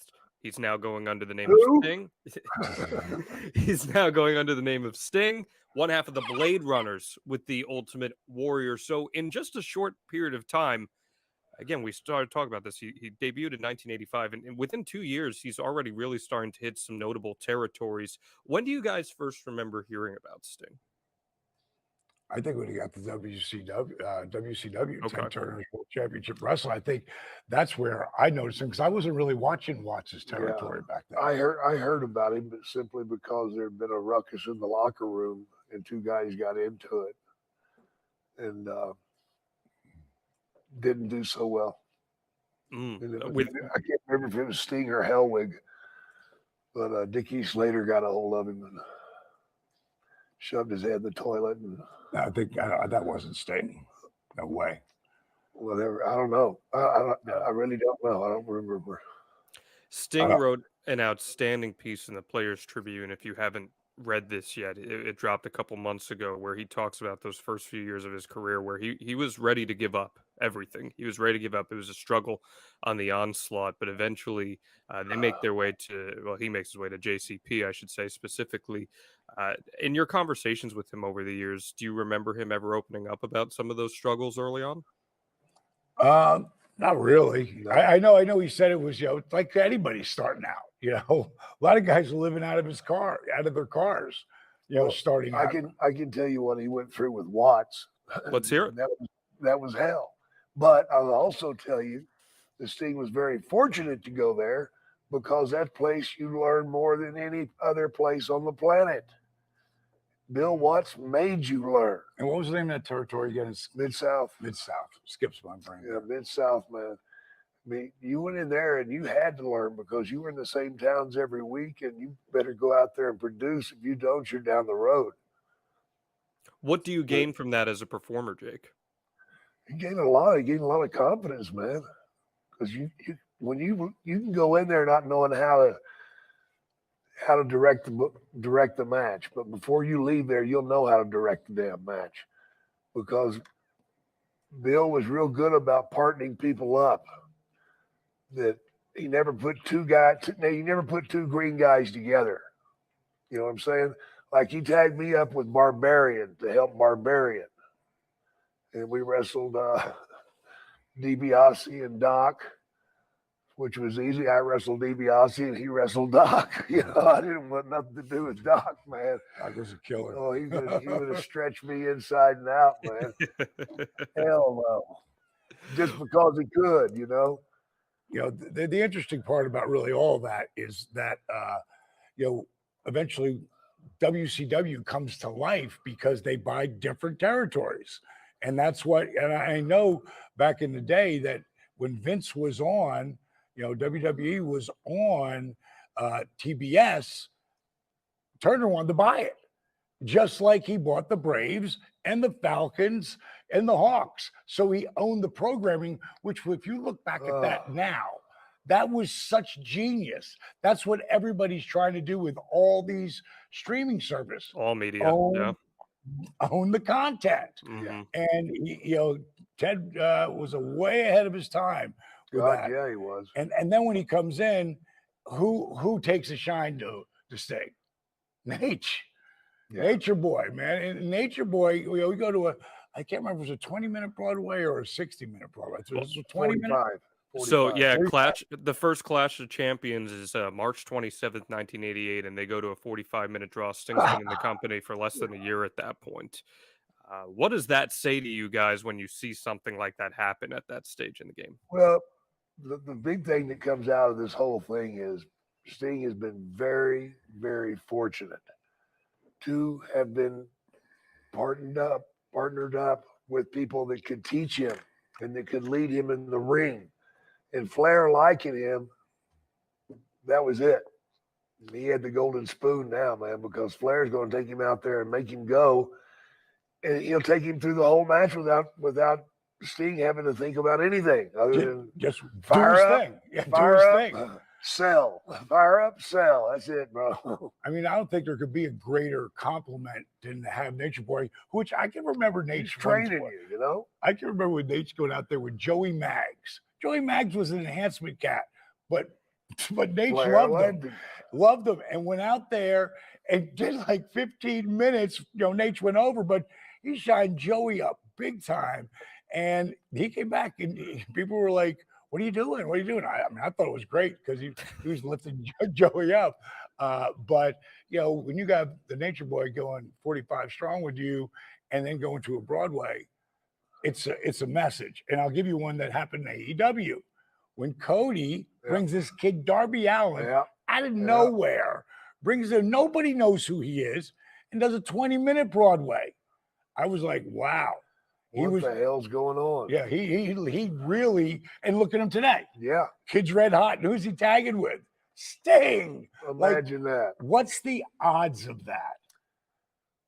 I'm waiting for Vegas to call. Because, well, wait a minute. They don't do it for wrestling. They just do it for football. Yeah, right. All right, let's get back to Sting. So I love the concept of Ric Flair here because Sting obviously had an incredible career in his own right, but everybody needs that opportunity. Everybody needs that shot. Is it a fair statement, Jake, to say that Ric Flair made Sting? Absolutely.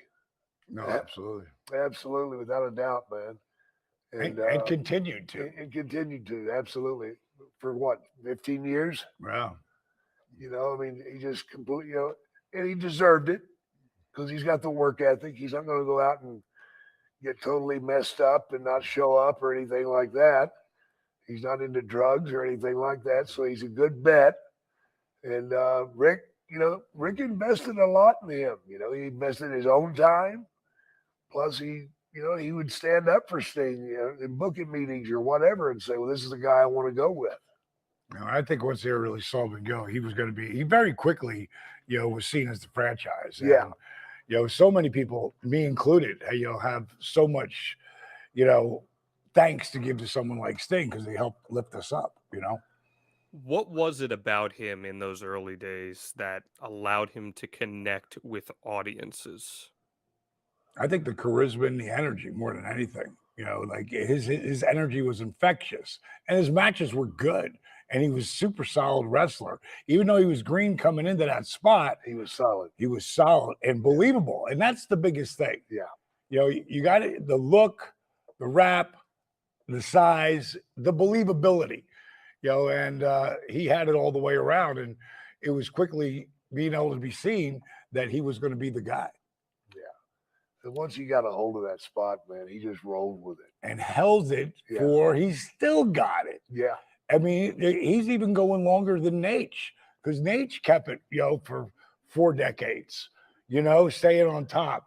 And Sting is in that spot of where he literally, he's 60. Everybody knows how old he is. He's 63 and he's still going, and he's not doing, he's not not phoning it in. No. He's not doing paper matches. Yeah, he's not doing that. It goes back to where, my biggest shot that really, I couldn't in 96, I'd already had 3 or 4 matches with Sting up till that point, and they were pretty quick matches.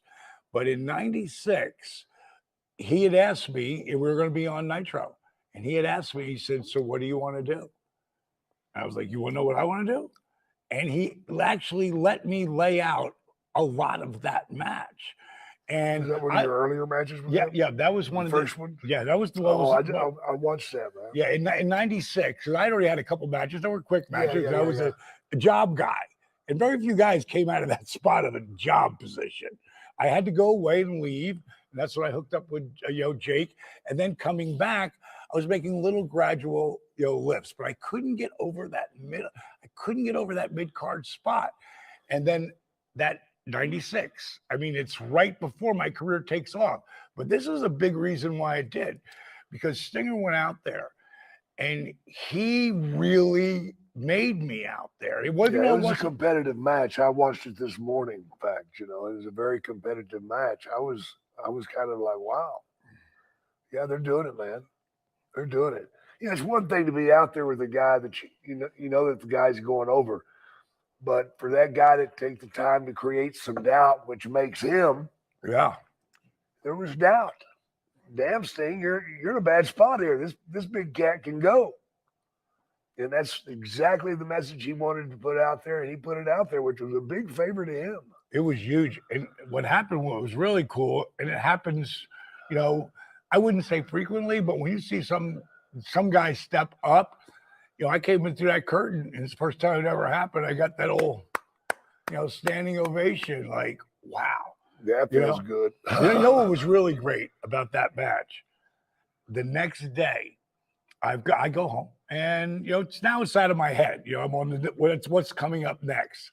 And back when I first became a wrestler, and I was managing the Freebirds, when I told Michael and Jimmy, because they felt bad for me losing my spot as a manager. I had 7 months left of my contract. I've told the story a million times. When I told them, don't worry about it, I'm good. I got 7 months left of my contract.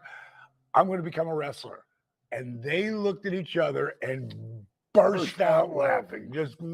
Michael especially, like fall down on the ground laughing. And, I gave them both the "you're number one" sign and said, I'll see you in the ring. And, bottom line is that next day, when I get home, I would go to the gym. I'd go to my chiropractor. I'd go to my massage therapist.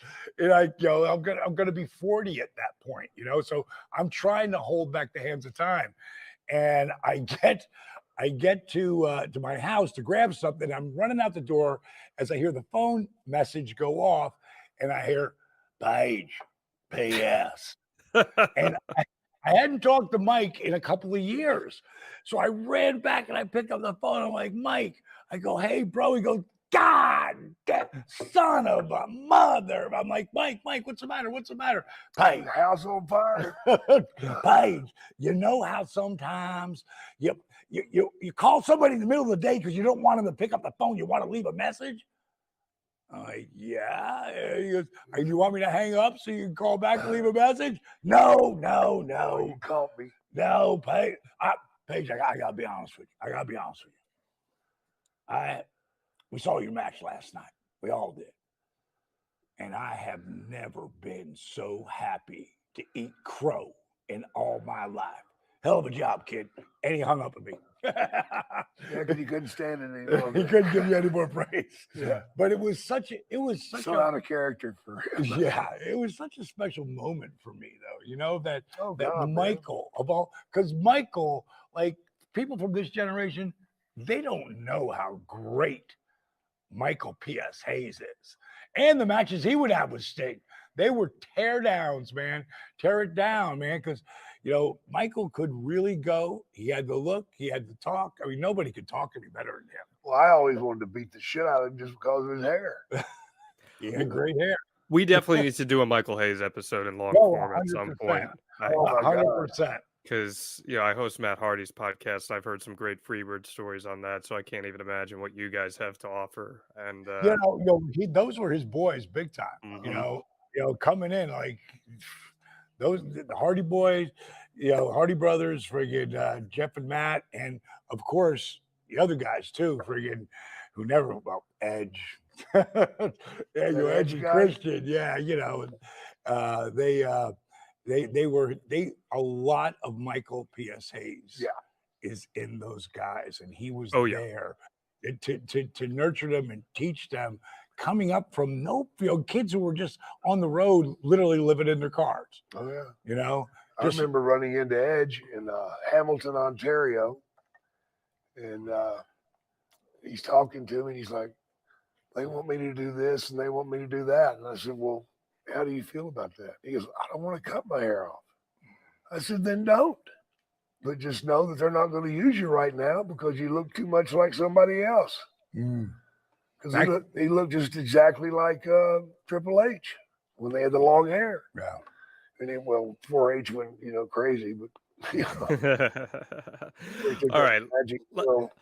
Let's circle back to Sting here. So the Sting's big crowning moment comes against Ric Flair after a brief run as a Horseman and RoboCop, which we don't need to talk about here. Yeah, that was. I love that match. Yeah, you're a RoboCop guy. Yes, I know, but I love that match. Okay, that's fair. It made me happy. Okay, that's fair. It encompasses that era of professional wrestling pretty well, matching up with RoboCop. But he defeats Flair at Great American Bash 1990 in Baltimore to win his first world championship. And just like that, Ric Flair is here to stay Sting is here to stay as a main eventer in WCW. How do you remember his popularity climbing at that time? We know the Surfer Sting character. It really feels like he's marketed towards kids, but he connects with adults because of his charisma, and he's so special at that time. He was the man. The young people loved him because he yelled and he screamed and he made everybody happy. He beat on his chest and beat on his, all things that kids would love to do, to mom or dad or whoever. But once his popularity started to build, brother, it was doubling overnight. And the women that way. The women love him. So that's the key it factor. Guys want to hang with you and have a drink, and women want to be with you.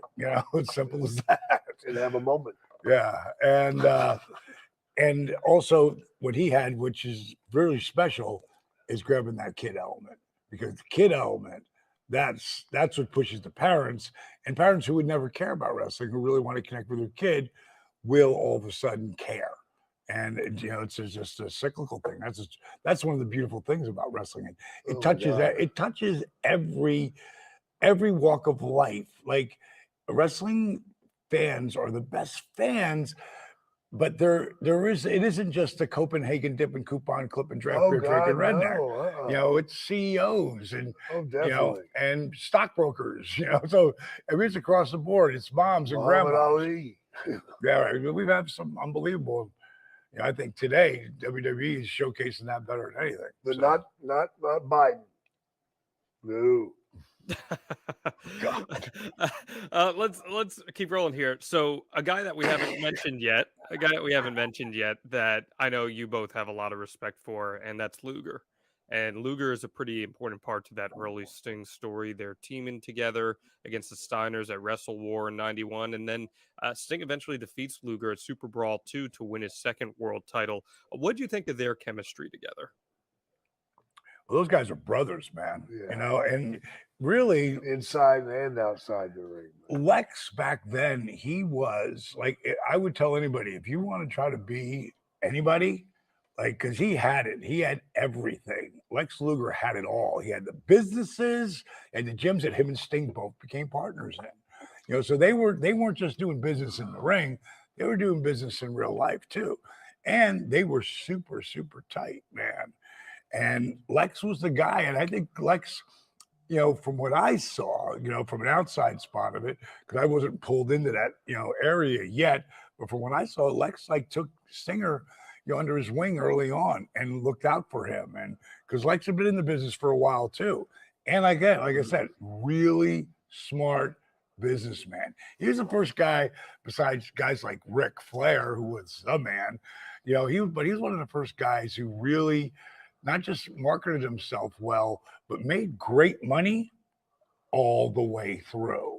And I mean great money when people weren't making big money in wrestling. Well, that all brings us to one of our big emphasis here on this episode, and that is 30 years ago. August 2nd, 1992, some big cat named Jake the Snake Roberts makes a memorable WCW debut by attacking Sting in Baltimore, and we are off to the races for a program that is going to really hit its peak at Halloween Havoc. Jake, that's a pretty big endorsement of you, bringing you in there to work with Sting right away. How'd that all come together? Well, it was an opportunity for me. I'd left the WWF and went south, and to be brought in that position was just perfect. That's what I wanted. I wanted to be right in the middle of it, and of course they brought me in, and I wrestled everybody. Well, not everybody, but close to it. Top guys. All the top guys anyway. And had a memorable match with Dustin Rhodes for a TV match. But, Halloween Havoc, everything going for it, man. And then they spin the wheel. What the hell? Coal miners match. Coal miners glove match. Like, hey, Steve, have you ever been to coal miners? No, me either. What do? We use a pick? What? It was just ridiculous, man. It could have been anything other than that. And that was such a downer when we heard that. But we went out there. Did they actually really spin the wheel without having it gimmicked? That's what they said, but I don't believe that horse crap. Oh, so you think they set you up to fail? Definitely. Wow. Definitely. That's heavy. Well, Bill Watts was in control. Yeah. And Bill Watts, if you were coming from WWE, he wanted to beat you right away. Because that means our talent's better than theirs. Well, that's Well, kind you're of stupid. psychology would goes both ways. Yeah, that's real stupid. So, he did several things. But this isn't about me. This is about Sting. But it was a pleasure to work with him, even though we had a crap opportunity. We went out there and did our job. I do want to ask about that match, though, because a lot of people remember it for the snake. And the snake took a little gnaw on you in that match. Yeah. What happened there? What happened there? Not paying attention to what I was doing. You get out there, man. Guys, you don't know until you've done it. You think you got this under control, but you don't. Because there's so much going on around you. Somebody's going to grab your arm and pull you this way. You got the snake in this hand. Somebody's going to hit your elbow this way. You go to grab a guy, the snake's right there. Snake just did what a snake does, bite. And he bit me in the cheek, which wasn't bad. Not something I'd want to do again, but it wasn't bad. Again, I always have to throw this in here. You have to remember it. Aurelian Smith is afraid of snakes. I'm terrified of snakes, man. But Jake Snake Roberts, when he makes that transformation, he ain't afraid of shit. Right. Just stupid. That's what it was, man. I took so many chances with that snake. Oh my God. I look back now, man, and I just cringe. What could have happened? At least it was not in a strip club with the Undertaker. That's all we need to know. Several of those. Go check out that one in the archives, my friends. DDP Snake Pit. Yeah. Dallas. So Jake comes in. What do you think of him being paired with Sting at the time? What are you talking about, dude? You're in the right spot. Like you get in, you get to go get the top guy. But it looks great on paper. And I just loved the original when you came in and you got the heat on. Yeah. And that was real heat. And if you go back and you listen to the crowds back then, like the crowds are still, they're again, right now, they're pretty hot again. Like they're pretty white hot again. But there was a different level of, because they still didn't know in 80. You could feel the hate.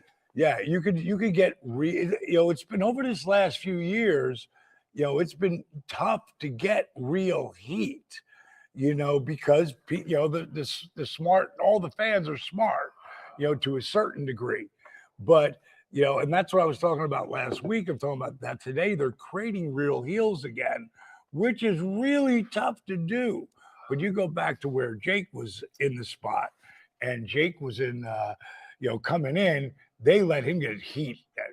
Those people were screaming. Yeah, they were mad. People were pissed. It wasn't like, oh, that kind of face. People they were invested. Yeah. And going up and down the aisle was always fun. You never knew what was going to happen. It's not like going into the crowd today. Oh God, like Jake could never have gone into the crowd back in those days. Still. Oh God, no. You get taken out. Let's fast forward a few years then to the transformation of Sting into probably his most memorable character, and that is Crow Sting. We know what goes down at Bash at the Beach, the NWO. Don't go that far. Let's stick with that for a second. You talk about like what happened. The inside behind the scenes story let's hear it. Scott Hall is the one who really gave him that suggestion, because Sting he didn't know where he was going. He just knew he didn't want to do the spiked hair, that Sting. He didn't want to do that anymore. He wanted to grow and he wanted to reinvent himself, which is probably the most important thing in professional wrestling, especially if you're going to have longevity. Like what he's doing today, he's still that same guy, but he's a different version of it. But that was a huge transformation. And a scary one. And when you the NWO was so hot at that time, and he saw every babyface getting eaten alive, he thought, I'm getting out of here. I'm going to go up into the rafters for a while. And it was the smartest thing he could have ever done, because it opened up so many things.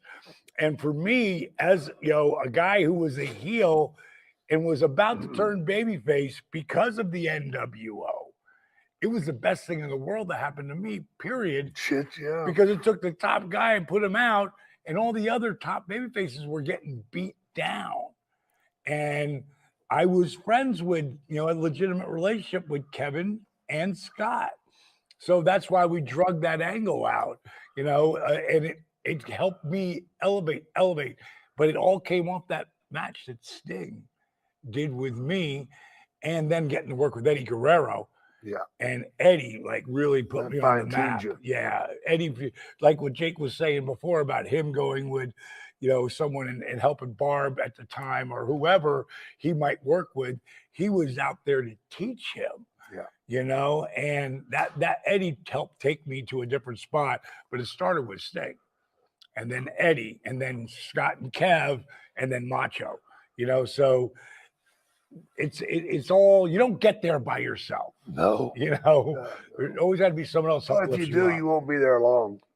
It's a fair point. Well, Sting's transformation into the Crow character, and he's doing the rafter stuff, as you said, it builds a lot of intrigue for your eventual blow-off match between him and Hogan, obviously, but it also does big-time intrigue for WCW Nitro.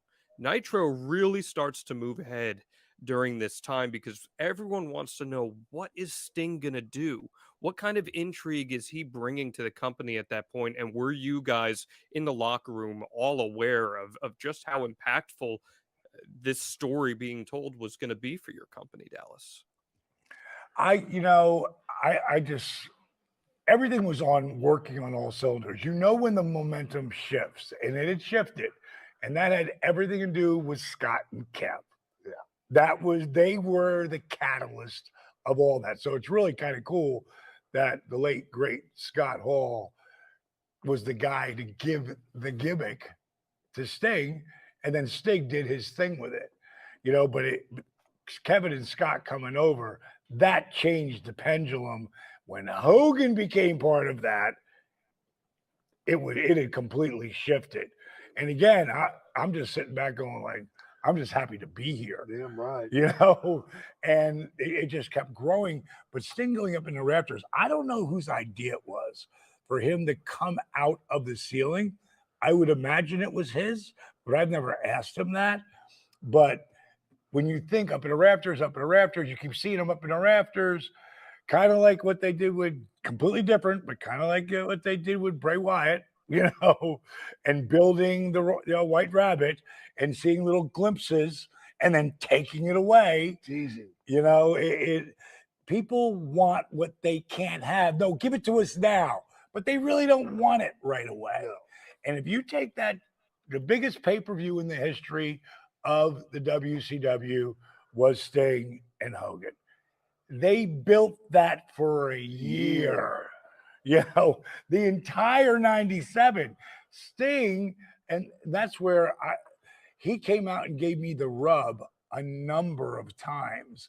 And again, that's what helped give me a little bit more, getting that rub like he got from Rick, and all the guys ended up, being a part of that, and for me to watch it all happen and actually one time come down and grab me, save me from the NWO and lift me 87 feet into the air in the Fleet Center.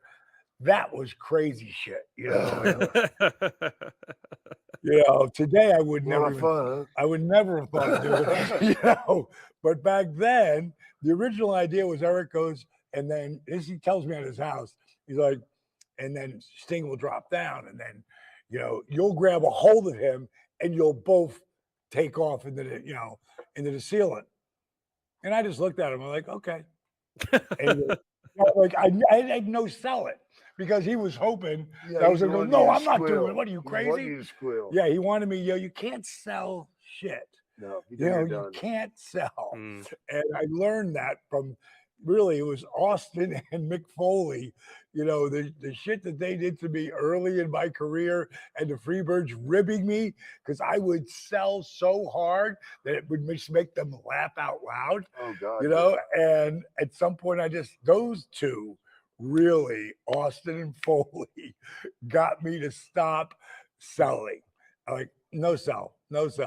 And then later when they found out that, okay, here's what's going to happen. You're going to wear a harness. You're going to put it under your jacket. I get there for TV and I know this is going down. So I got to come out there and feel the harness, get the hook, get lifted up. So I'm all dressed in my gear and stuff. I come down there. They say, okay, you're going to be laying in a spot. Your Hogan's going to hit you with the belt. You're going to go to the floor and then Sting's going to drop. And then nobody's supposed to bother us. He's supposed to hook me, threaten, and take off. And what did Jake just say before? When he said about you get out there and it's always like, what you want to do. Yeah, but there's 3, 4, 5, 8 other guys. Yeah. That many brains out there. What the hell are they going to do? And I'm not scared. And I am not scared to go at this point until I hear Sting going, what are you doing? And he just starts taking his badge. Get the hell away from me. Like, he's like, you're not supposed to be screwing around right now. And they're feeding him. And as he's hitting him, he's got concern in his voice. And now I'm like, oh God, now I start breathing. Hyperventilating. And I'm like, oh God. Easy, boy, oh easy. God, is he gonna hook me up the right way? Because it's one clip. Right. You got to nail it. But I also got to tell you, earlier when I went out there, they hooked me up and they lift me 10 feet off the ground. And they go, you good? I go, I'm good. I go, put me down now. He goes, no, we're going to take you all the way to the top. I go, no, you're not. No, you're not. He goes, no, we've got to test it. I go, Sting's going up and down 1,000,000 times. I said, today I'm Frank Sinatra. In other words, you got one take. Don't blow it. So now, like I say, I'm on the ground and I'm hyperventilating. And I'm like, breathe. And I feel Sting click it. And they only lift me up about 6 inches so you can feel like he's on me. And he's going to ride me like a horse 87 feet into the ceiling. and right there, I'm just, okay, breathing. Sting's got me. He's got me. And then I'm kind of my eyes closed, and we start going, and the crowd is going crazy. And I'm going, open your eyes. Open your eyes. You're only going to see this once. Oh my God. And I open my eyes. Everybody's like, no. It was a crazy visual. Everybody's got, cameras and GoPros on them. I would have loved to have a GoPro on my head and one on my face. I'm screaming my ass off as we're going up. You didn't cry. Wait, let me get to the top. Did you cry? No, I didn't. I was screaming. Where's the flag? You're throwing a flag. I'm throwing a flag. So we get to the top, and the catwalk's up there. There's a railing. Yeah. And I grab that railing and With I your throw hands myself over and legs. and throw myself over. And now I'm upside down. My feet are in the air. You're still hooked up. I'm still hooked up. And Sting is out here and there's a white light behind him. And I go, oh my God. It's God. Dude, you really are Batman. Yeah. He popped. And that's a moment I will never forget. My God. And I'm in the middle of my feud with Savage. I ran out there to attack the NWO, attack Randy, and that's when Sting came down. Again, another rub from Sting. It was amazing. Well, all right. So fans, I hope you fans have noticed that I'm not wearing oxygen today. You're looking great. I was gonna say that. Yeah, man. Things are getting better because I'm using the oxygen gizmo, man. Right. Yeah. We use this thing called Libo 2, and it's a oxygen mask that it's all about challenging your lungs. Challenging your lungs. Like we'll put this mask on and train. Like he'll be doing squats. I'll be on the bike or something, and what it's doing, it's taking you. We have breathed 21% oxygen right now. What this does is literally brings the oxygen like we're 10,000, 15,000. I'm at 19,000 feet right now. So it takes away the oxygen and then it creates a need. So when you flip the switch and it goes to 90% oxygen, boom. You blast, man, which helps your brain. A lot of people in the NFL are starting to use it for concussion protocol. And yeah, this is no way. We're just talking about something that we're using that if you can get him off of this, that's super special, man. We're getting there, baby. I just wanted my fans out there to know the Snake Man wasn't bullshitting you. I'm getting better. Oh yeah, awesome. We love to hear that. So Dallas, you mentioned that it was special as an enhancement guy starting to work with Sting, and now here you are, just a few years later, 1998, 1999. You're working big time matches with him, and eventually, in '98, March of '98, Sting's the WCW champ. You're the US champion. And he pins you on an episode of Nitro in about 11 minutes. But afterwards, he helps you to your feet. And there's somewhat of an endorsement going on here. And eventually, that's going to lead to a year later, where in that four-way match that we've talked about here on the podcast, you win your world title for the first time, and he's in that match. Did you form a nice, close bond with Sting at that time as you're both towards the top of the card there in WCW? I got tighter and tighter and tighter with Sting, and that was super cool. Super cool. Today we're super tight. But back then, like, I didn't know he was going to do that after that match where I had the U.S. title and he had the world title. And after our match, it was a hell of a match. After our match was over, he threw up the diamond cutter sign, and he didn't do it once. He did it like 3 different times, and then he came over and got me and picked me up and gave me a hug, and I raised his hand. It was like, double babyface match. Not a lot of guys could do that. No. But me and him did. Me and Goldberg did it, but, doing it with him was super amazing. And you got to go back to that, you go to that four-way dance, Rick, Hogan, and Sting. And me. Yeah. And all these guys are multiple world champions, not me. Big time night. And it was, you have to go 4 years before this because this is a really special story for me. Because 4 years and 14 days before this, which was April 11th, 1999. 4 years, 4 years and 4 months and 14 days earlier, I'm on the phone with Dusty Rhodes. And Dusty was, like Jake, my mentor.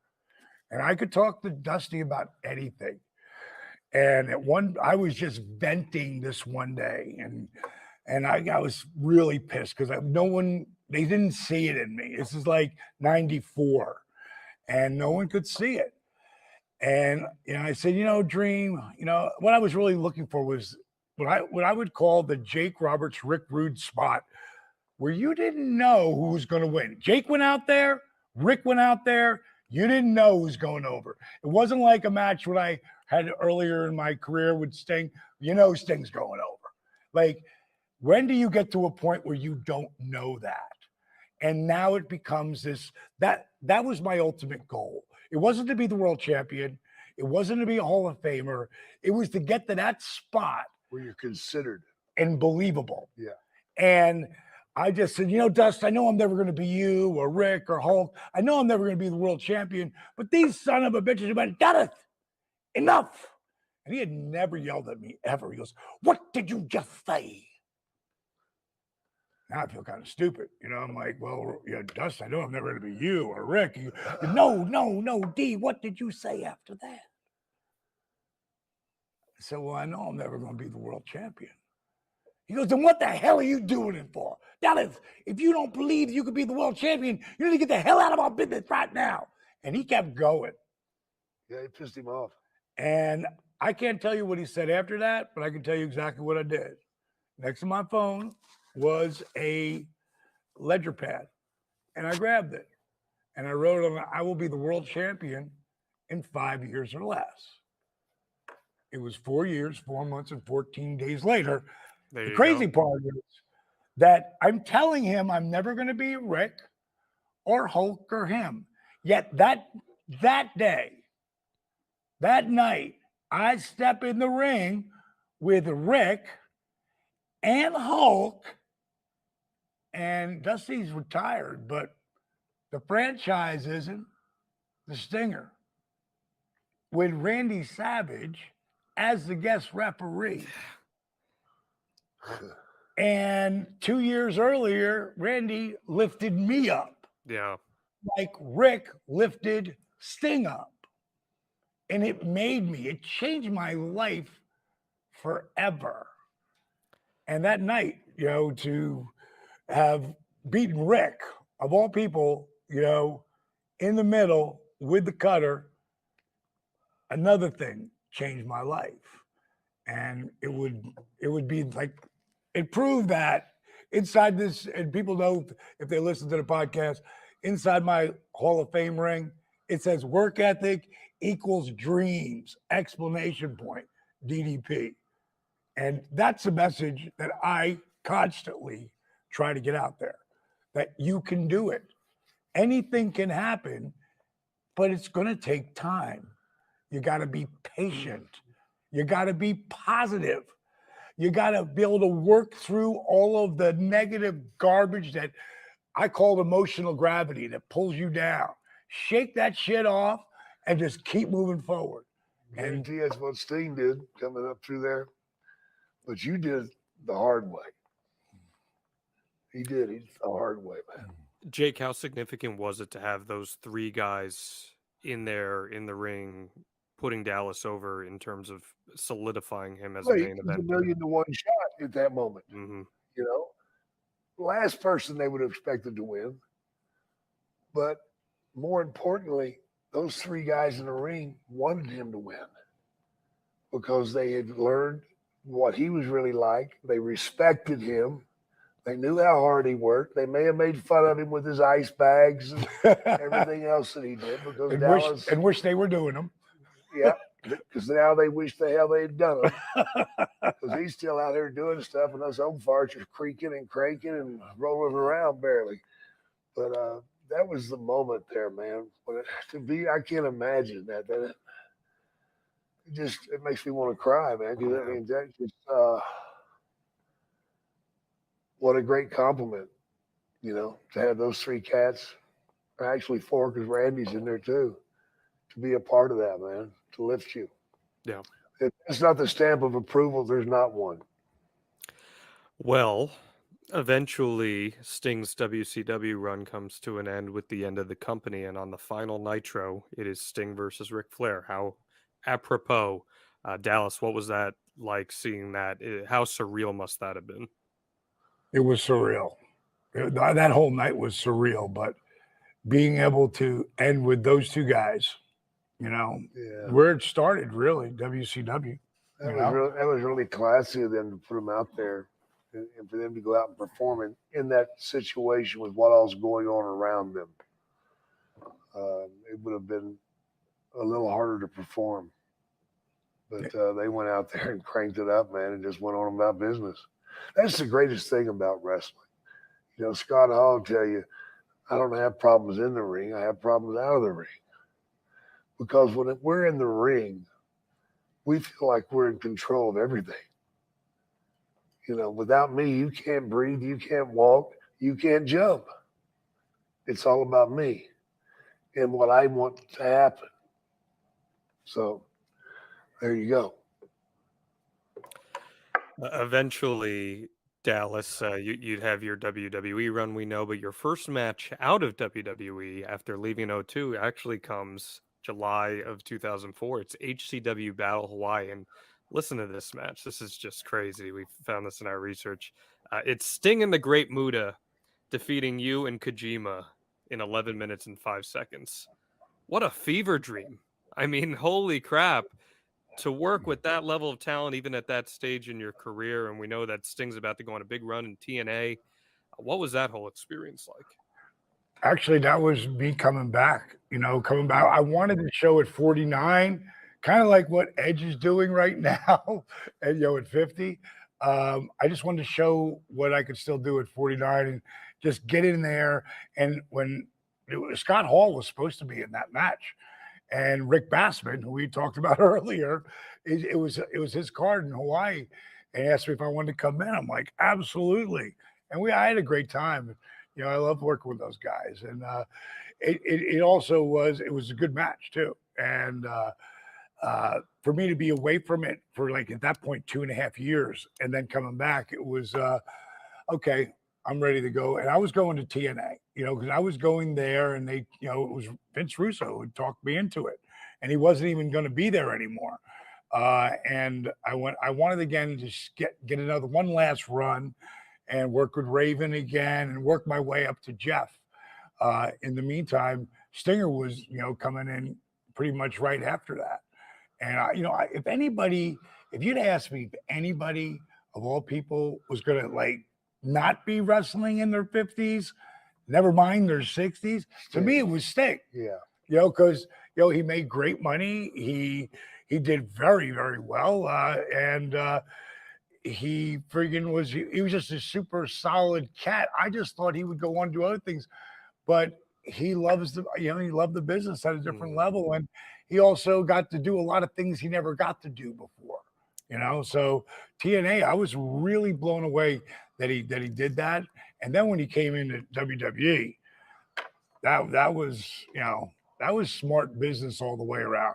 And I know they paid handsomely for him coming in there. Well, I feel like that was one of those when hell freezes over moments in wrestling, because we know that Vince made multiple attempts to bring Sting in, especially after WCW folded, and he was concerned, and I'd love your perspective on this, Jake. He was concerned about how he would be portrayed. We saw what happened to a lot of WCW guys in WWE. They were portrayed in a less than favorable light. Yeah. But so Sting held off, and then eventually 2014, 2015, he comes back. He gets this enormous debut at Survivor Series, and he ends up working Triple H at WrestleMania. Triple H does go over, but it's a pretty memorable match. Jake, what did you think of Sting holding out that long to finally get his WrestleMania moment? Shocking. I never seen Sting coming back. I never seen Sting going up there. And I'm sure that he had a ton of fear as to how they was going to portray him and what they wanted to do. But I think that he probably gained trust in Hunter pretty quickly. And they must have become friends of some sort, or business-wise anyway, to go ahead and do that. So it was good to see, but in a perfect world, he would have came back sooner. In a perfect world, though, not many of those around. I think it's another classic thing, and we were talking about it over the last few weeks. Seth Rollins. It doesn't matter who wins or loses when that cat's out there. It doesn't matter. If he's doing the job, he just got elevated again. Yeah. And when Sting came in, they gave him, as far as I was concerned, they pushed the hell out of him. Yeah, I mean, they gave him all the vignettes and all of the accolades that he should be given. The bells and whistles were there for sure. Yeah, and again, it's all the way. Everybody's got to have a WrestleMania moment. To me, if you're in this business, that's one of the things that you want more than anything. I had mine. Jake had many of his. It's a different animal. It's Super Bowl. Yeah. So it's a once in a lifetime thing. Yeah, and I think he got what he wanted there, and then he wanted to do more, and I'm sure they didn't see it quite the way he did. So AEW. Well, and he had the spinal injury. Don't forget, in the Seth Rollins match, and people thought that was it. That was the end of his career. But then, as we talked about with Darby Allin, which again, a great episode in our archives, go check out. Darby was the one who really gave Sting the little nudge and said, "Come on, man, you can do this." And what a cool story that is, seeing him reinvent himself in AEW. I mean, big time stuff from Sting, and he hasn't looked like he's missed a beat. It is redefining, in my opinion, and I'd love your guys' opinions on this as we wrap up here. This is redefining and rewriting how we can use legends in professional wrestling. Oh, I think he's the poster boy for that. Yeah. Thank you. Yeah. I mean, he's done an amazing job for AEW, man. And he's taking some risks that I never thought I'd see Sting do. When He he came even came off the ledge on the in the arena. ledge. Yeah. I said, no way. That's what I said to myself. And I could look at him and see that he had a doubt in his mind too. What am I fucking doing? That's what he was saying. So, yeah, man, guys can be used if you want to use them in the right way. Yeah. The right way. Not the humiliating, let's laugh at him bullshit. But give some guy some creds for what he's done. Yeah, I think there's not one guy on that roster who doesn't want to take, the Scorpion Deadlock. Sure. There's not one guy who doesn't want to take, love to. His finish, period. I had a bunch of kids asking me to DDT, and I'm like, what the fuck are you even talking about? I'm wrestling. Just DDT me right here. Fuck you, man. I'm not doing that. Yeah, I think Sting has had, and he still has, an amazing career. It'll be interesting for me to sit back and watch and see how long he actually goes. Yeah. Because, he's kind of like the Kiss, the rock and roll band of wrestling. And you put that makeup on, yeah, it's like a mask. It's like wearing a hood, you forget. He's Batman. Yeah, you're Batman. Well, him going out there without the paint would be like me going to the ring without a snake. Right. It just ain't gonna happen. I think again he's had a ridiculous career, and one of the things about the Stinger is he's one of those guys who's super grateful. Yeah, he's a God guy. He's like, you're not going to get any bullshit out of him. Yeah, he's not going to kiss your ass. He's going to be straight up with you, and he's a great human being. Period. And the bottom line is, Dallas, the only thing that's for sure about Sting is nothing's for sure. So we will see how long he goes. Gentlemen, anything else you'd like to throw out there this week as we give our flowers to Sting here and wrap things up on DDP Snake Pit? I'm good. All good? Cameo? I'm good. I'm sure we're always a cameo. People know that. We stay busy enough. I don't need to be any busier. No, I don't either. That's more than fair. Well, guys, this has been a pleasure. That's DDP. That's Jake the Snake Roberts. I'm John Abel. We'll see you next week right here on DDP Snake Pit. Happy holidays, everybody. This is Jason Sensation, and I had the utmost pleasure of sitting down with top guy members to tell my story of being the greatest wrestling impersonator of all time. The best there is, the best there was, and the best ever will be. Check it out on ad-free shows right now. Well, let me tell you something, brother. Andre the Giant, you think you're gonna end Hulkamania, man? Well, Hulkamania's gonna run wild on you, man. And what you gonna do, brother, when Hulkamania and all the powers of Hulkamania run wild on you, brother? You, Elizabeth, you. And I started to do his impression to him, and he flipped out on me. He lost it. Man, hey, man, come here. Let me hear a couple of those voices. Damn, like two Stone Cold. Oh, man, that's damn good. I'm so happy to be here. Thank you very much. Yes, Triple H, yes, I love it. SmackDown, yes. You get out of the washroom now. You combing your hair like you're Lex Luger? Look at you, pretty boy. You think you're Luger? Come on. That was so much fun. I had a blast. I love ad-free shows. And if you want to watch the entire episode on demand, you can check it out on adfreeshows.com, along with so many of my favorites.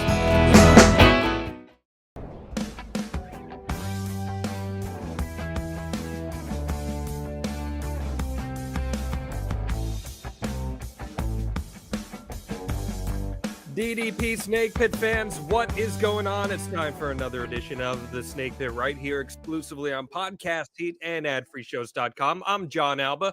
This week, it's just a solo shot. He's begrudgingly sitting down beside me here. Mr. Jake the Snake Roberts. Jake, what's going on, man? How are you? Well, I told you earlier, and I'm not going to lie to the fans out there, I was doing good until I saw your face. Yeah. And, That's you know, generally the what's the sentiment. deal? What's the deal with wearing the hat backwards, man? I mean, what's up with that? So What does that mean? it's actually for compatibility with my headphones. It's easier Oh, to wear the that is? headphones over it backwards versus in front of it. Also, I have a really tiny head, Really? so So I very heard. tiny. I heard it was tiny, but never mind. That's why I love you, Jake the Snake Roberts. I'm excited to chat with you here today because we are discussing one of the most iconic names in professional wrestling, quite frankly. And that, of talking about course, me? is Oh, we will be talking about you, but also the dead man, the Undertaker. And this is a guy that has transcended generations of wrestling fans. You've had your own run-ins with him. And I feel like he's kind of on that Mount Rushmore of iconic figures in professional wrestling. So this should be a good one. No When doubt. I say the Undertaker, what Mhm. comes to mind? Strip joint, Indianapolis. We were driving like hell to get there, and had to make last call. It was just something you had to do. And as we're getting closer, he says, "Man," he says, "you're really pumped to go." I said, "Man, I know this girl there, and she's quite the performer, And he says, "What do you mean?" I said, "Well, she doesn't like guys." And he goes, "Oh my God, you're kidding me." I said, "No." He goes, "That's so weird because I got the chick that doesn't like them either, and she's in Indianapolis." Oh my No God. way. We drove like hell, man. We drove like hell to get there. We was driving 100 miles an hour because we got all these thoughts going through our heads, shame on you, Jake. And we get there and we go in, man, we made it. It's like 20 minutes before last call. We're looking around and I went, "Oh man, there's my girl." And he goes, "Oh, really? Okay. Oh, wait. There's my girl." I'm like, "Great, man. Get her." And all of a sudden, we're both standing in front of the same girl. That's, yeah. Yeah. Yeah. What year would that have been in around? That was when he first came into the WWF. Okay. At the time. He first came to me when he first got there, and he says, "Jake, I'll be riding with you." I'm like, "Well, that's kind of bold. You're going to set up rides for me now?" "No, I want to travel with you." I'm like, "Okay. So you want to get underneath the learning tree? I mean, I appreciate you, being bold enough to come up and ask me straight out. Hey, man, I'll be glad to share anything I know." He goes, "Well, that's great too, but I heard you know where all the good strip joints are." I feel like that might be a side of the Undertaker we haven't heard too much about. I said, worldwide. And he said, "Well, I'm going to hang with you." I said, "Dude, let's be honest. You played basketball, didn't you?" He said, "Yeah." I said, "You'd probably be better off going and dribbling somewhere in a corner than trying to hang with me because I'll bury your dumb ass. You can't hang with me. It's a challenge. I'll beat you 1-for-1. Okay, let's go." So we did that for about 2 months, but it was taking a heavy toll on him. And I remember going to TV one night, and Vince says, "Hey, dead man," says, you don't need to put the paint on tonight. You're looking dead enough already. You need to get the hell away from Jake." And a week or two later, somebody told me, I don't know if it's true or not. Well, I do know that it's true, but he got alcohol poisoning. Oh wow! And that's when I ended the contest and said, "Look, man, I cheat.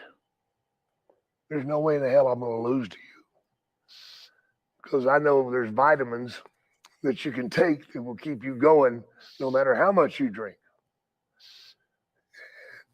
And I shared the information with him, which wasn't a good thing to do because it was something that was highly addictive, and that was my bad road. But no, Mark traveled with me, man, and some good times, man. Some of my favorite times, and him and oh my God, ooh, just a second, Percy Pringle. Yeah, he was such a sweet guy. Percy was too much, man, and he got Mark's character down, and he knew exactly what to do, and he was there for Mark all the way through. let me ask you that. Was Percy, Paul Bearer, of course, we're talking about here, was he instrumental to making sure that people bought The Undertaker as a serious character? Because I feel like without Percy, I'm not sure The Undertaker has legs in those early years there. Right. You're exactly right. He made sure that he was an evil bastard. I mean, you can't look at Percy and say anything but evil. I'll tell you a funny one about him, though. You ready for this? Let's hear it. At the time we were booked in upstate New York, in upstate New York, they have those places that are, they're honeymoon suites and all the real nice stuff, for people that are wanting to take a little vacation. They go up in the mountains and casinos and whatever, and they have all these honeymoon suites, honeymoon hotels and stuff. And we went up there and did a show, and we were staying in a hotel that had all these honeymoon suites. And they gave them, all the guys, the suites. And I had one, and of course, Taker had one, and Percy had one. Next morning, I go down to breakfast, and I'm sitting there eating, and Percy comes up, and he goes, "Oh, Jake, what a horrible night." I'm like, "What happened, bro?" He goes, "The worst thing that could ever happen to a married man." I'm like, "Damn, that's pretty stout. You catch your wife cheating on you?" "No, she wasn't cheating on me. But Jake, you got to understand. There I was in that beautiful suite thinking about my lovely wife. Jake, I got in the hot tub, had candles lit, drank some champagne. Then I got out of the hot tub and I went over and I laid on that big heart-shaped bed, buck ass naked. And that's what had happened, Jake." I was, "Well, what happened, Percy? What happened?" He says, "I looked up and I saw the mirror on the ceiling, and I thought to myself, your wife is one sick bitch if she'll fuck you."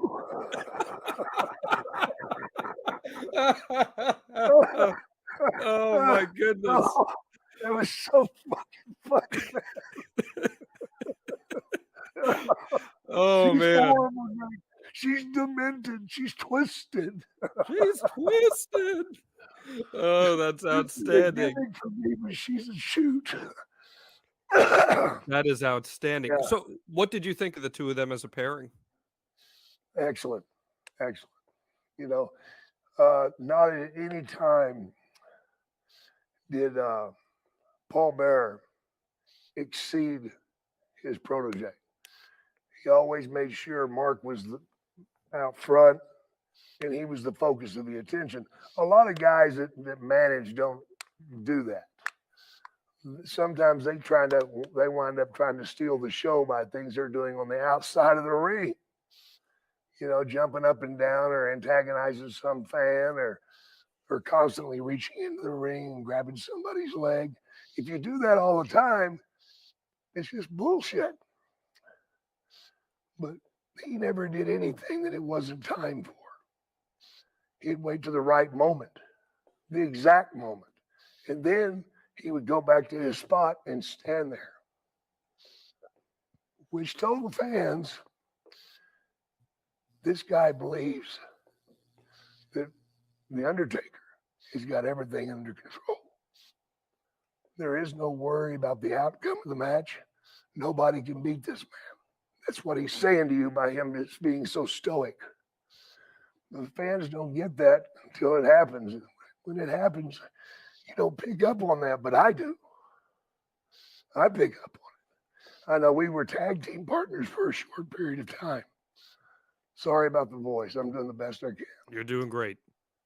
And we were tag team partners, and Percy would never be involved. He always stood in the background, just out of camera view, and let us have the spotlight. You know, and he handled me perfectly. You know, he did the right things for me out there. You know, the snake, ooh, you know, a lot of guys wouldn't have sold it. You know, but he did. Even as a tag team partner, he still did the right thing and sold the snake. You know, and we rode up and down the roads together. And that's one of the big things that's missing today is guys on the road together. Where you're in a car for, say, 4 hours, you want to stay awake, number one. So what do? There's lots of things you can do, but the smart thing to do is to talk about your match. How could my match have been better? Now you got 3 other guys here that are giving their opinions. And you pick things out of what they're saying. Oh, yeah, that would work there. Oh, that could make that better. So you're getting 4 minds instead of 1. And occasionally there'd be an argument. And on occasion, some guys have got outside the car and fought over what they thought. Yeah, it happens. But not with me and Mark. We just talked, and he asked a lot of good questions. And then Percy at times would, Jake, what do you think about this? You know, and I would tell him what I thought about it. He wasn't asking for himself. He was asking for Mark, which kept Mark from feeling like a Mark, you know, because he was such a colossal sized guy anyway. You know, his size is legit. You know, they say I'm 6'5" when I'm actually 6'4". They say Hogan's 6'8". He's actually 6'5". Undertaker 6'8", 6'9". Every day of the week. Yeah. Every day of the week. And he always took his gimmick seriously. And I give him that because it was tremendously hard to work that gimmick. You'd think it would be easy, but it wasn't, to do it right. Right. Basically, you're no-selling everything. You set up on everything. So how do you get things to work? Well, if you'll remember, whenever we fought at WrestleMania, I DDT'd him twice, but I didn't cover him immediately. See, that was me taking care of the DDT. Mm-hmm. And it was also me taking care of him, because there has to be some doubt of him not getting up. Sure. Everybody's waiting for that moment when he doesn't set up. You know what I'm saying? But yet he keeps coming. Now, we go to the segment that Percy and I did on the funeral parlor, where that was my idea, by the way, to gouge out the casket so he could slam his hand in it. That was my idea. And for him to drag the casket coming after me, that's about as spooky as it fucking gets. Yeah. But I don't know how many shots they showed, but I hit him with 15 stiff shots with that chair. Wow. But I told him I was going to. So, Mark, we got to make this right. I'm not going to hit you in the head. I'm not the honky-tonk man. You know, I'll hit you somewhere safe. So I'm hitting him. But Here's Jake Roberts thinking. You remember the bit where Randy was going to come through the curtain with Elizabeth, and I'm going to hit him with the chair. But Mark grabs the chair. Oh my God! Now Randy takes it and whacks me. You don't have to ask Randy Savage to hit you harder, okay? You never had to ask that, because when he hit you, he brought it. He hit me, man. Oh my God! Holy shit! And Mark was like, "Jake, are you all right?" Holy shit! Because Mark was right beside me. And he felt it, even though it didn't hit him. I'm like, "Hey, let me see that." So we watch it. Let's try another one, Randy. And Mark's like, "Are you serious? You're going to do it again?" "Yeah, I want to make sure it's right." No, I wasn't making sure it was right. I was setting Mark up for the bit.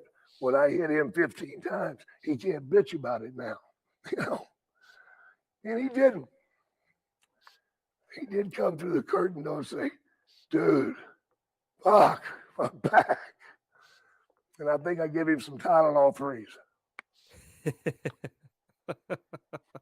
You're looking out for him at the end of the day. There you go. Yeah, absolutely. I want to dive more into the character nuances in just a second here, but you caught my eye when you said that you guys were traveling together on the road and you weren't fighting, you were just talking wrestling. And you know why you were able to do that, Jake the Snake Roberts? Well, it's because, go ahead. Do you have an idea why? Yeah, I do. Because we didn't have to worry about the automobile we were driving in. If it breaks down, we're covered. Hell yeah, you were. You know why we were covered? You guys had Car Shield. Damn right we did. Hey, just because we're wrestlers doesn't mean we're stupid. That's a stereotype. That's a bad conception of wrestlers, man. Just a stereotype. Wait till I tell all the other guys that you said we were stupid. Boy, that's bullshit. How good of a driver or how bad of a driver was the Undertaker, Jake the Snake Roberts? He never drove when I was in the car. I did. Was that a preference thing on your behalf? Yeah, I always preferred driving. I learned over the years, it'll probably save a lot of arguments because I have a certain way of driving that I like, which is fast and safe. Some guys can drive fast, but they're sloppy. And that's the one time you don't play around, is when you're driving. Because not only are you affecting my life, you're affecting my children, my grandchildren, his children, everybody. There's 30 or 40 people that are directly affected. Now, this Car Shield thing, the reason that I doubted it at first is because Ric Flair told me about it. I thought it was a rib, And anytime I hear "woo," I think there's a rib coming. But he was right on that one, man. He nailed it. There you go. But yeah, man, traveling back in those days was an art because you didn't want to stop a bunch of times and delay yourself. You wanted to get to where you were going and get it done. But at the same time, you'll be more alert if you're talking about something that perks everybody's interest. Whether it's talking about my match or his match or what Percy's doing. Didn't matter. It was usually just the three of us. That's all one car could take. Yeah, I would certainly say so. Well, it was always tough with me because I had the damn snake in the trunk. Percy used to get mad because he found out that the only time I put the snake in the back seat was when he was riding with us.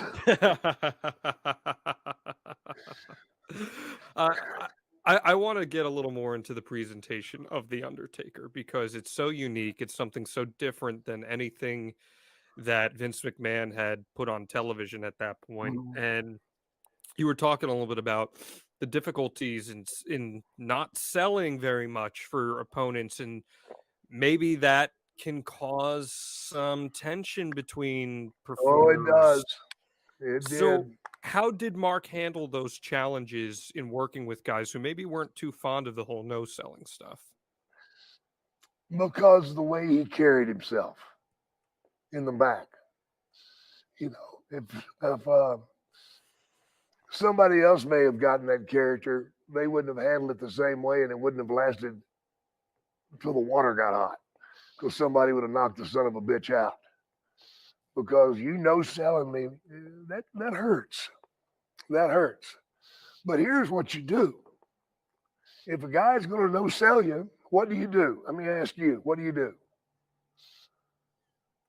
If the guy's no-selling you, I mean, I'm going to be pretty upset about the fact No, that you don't have to get upset.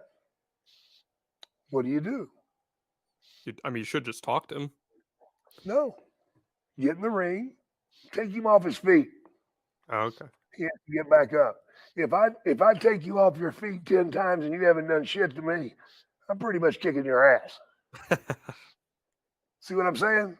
That's why you're the wrestler. So don't do things like when I DDT'd him, I waited 4 or 5 seconds before I covered him because I didn't want to hurt my finishing maneuver.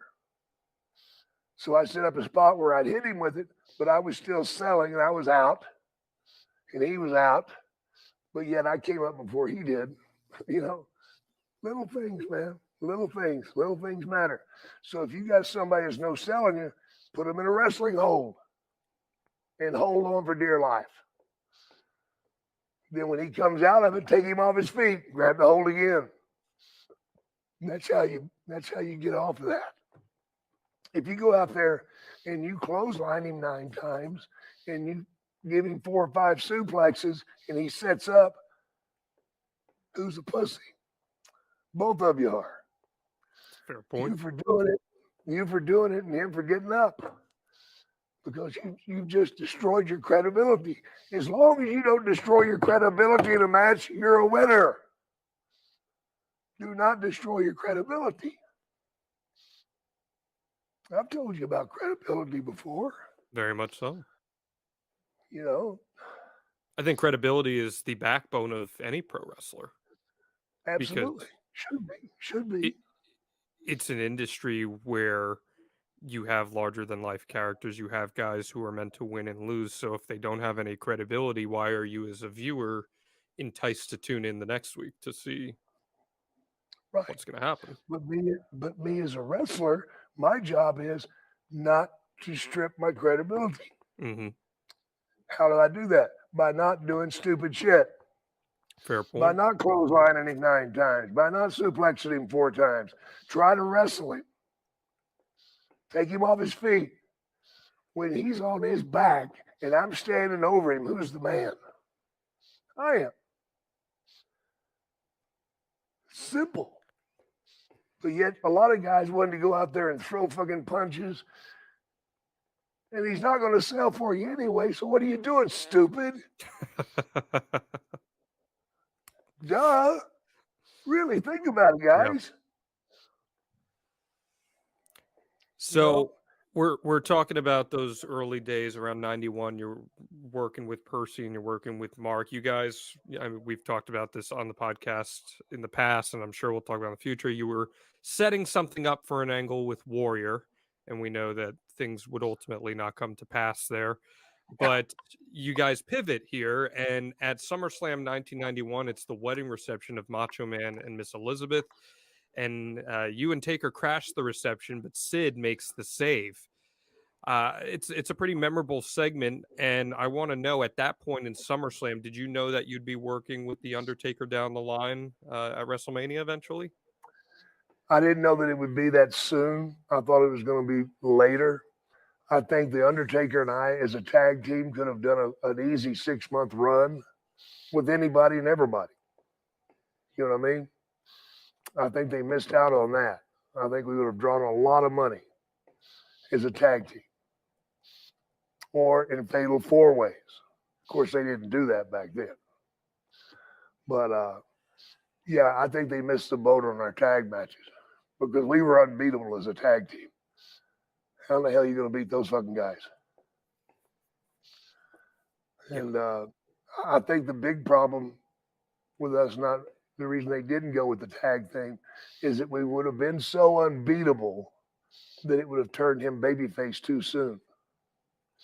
See, that's what happens if you stick to your credibility and you never waver, you'll wind up being a babyface. Yeah. It happens that way because you're not stupid. And, you're not out there doing cheap shit that doesn't matter, wasted stuff. You're not out there doing that stuff. You're out there grinding it, chewing it, beating it, slapping it, spanking it, and 1, 2, 3. That's what your machines. And if he can't be beaten, if he can't be knocked down and to stay down, and I got the snake and the DDT, who the hell's going to beat us? Right. Oh my God. Well, you're working Randy Savage, and as you alluded to earlier, you're about to do some business here on Randy and Liz, and Undertaker makes the save. And Undertaker, this dead man zombie character, turns babyface. Frankenstein. And that would eventually lead to the segment you alluded to on the funeral parlor. Yeah. So we're going hard here with the Undertaker as a babyface into WrestleMania with you as a heel. What kind of burden, if any, did you feel in having to get this blue chipper big man who's now a babyface zombie over? What kind of challenge was that for you? Oh, that was easy. Really? Why that so? Was easy. Oh, yeah. Well, I'm the one that tried to hit the woman. So I'm a real dick. And the funny thing about fans is this. If you go out there and you don't destroy your credibility and you're a kick-ass son of a bitch who has no emotions, you're unbeatable. Now, as a wrestling fan, do I want to keep breaking my own heart by hoping that somebody else is going to beat this guy when it's not going to happen? Or do I simply jump on the boat? Wrestling fans are great about jumping on the boat. When something really good happens to a guy, everybody jumps on. If you look back to anybody turning babyface from being a strong heel, it's overnight. Click. It's like you've set the whole thing. The bonfire is going. It's there.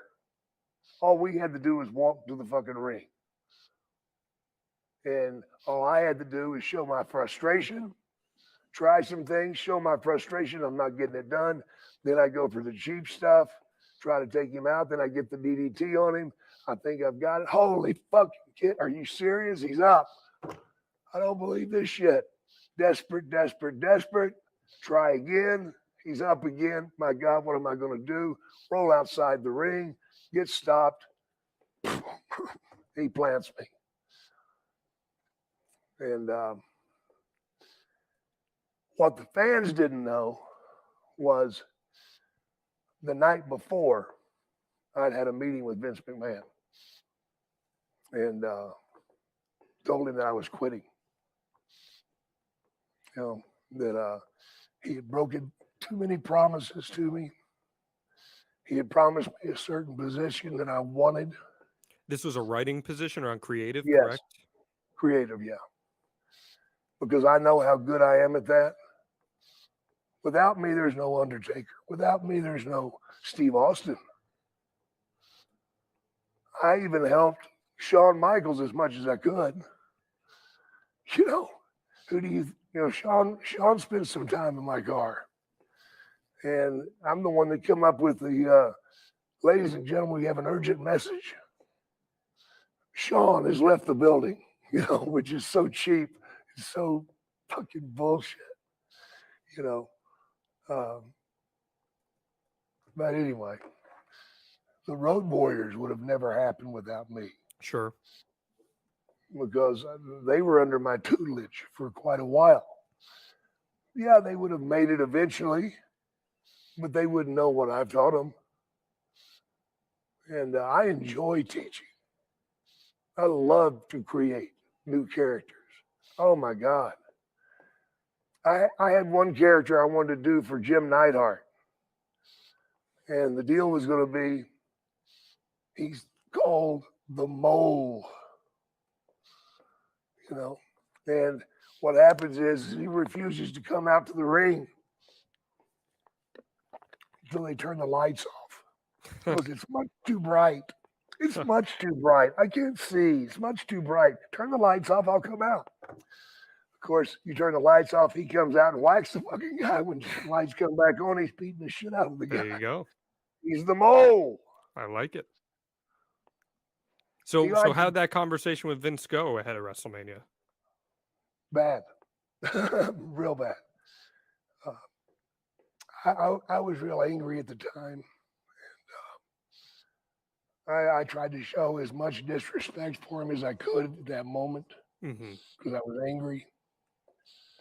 I felt like he had betrayed me, he had lied to me.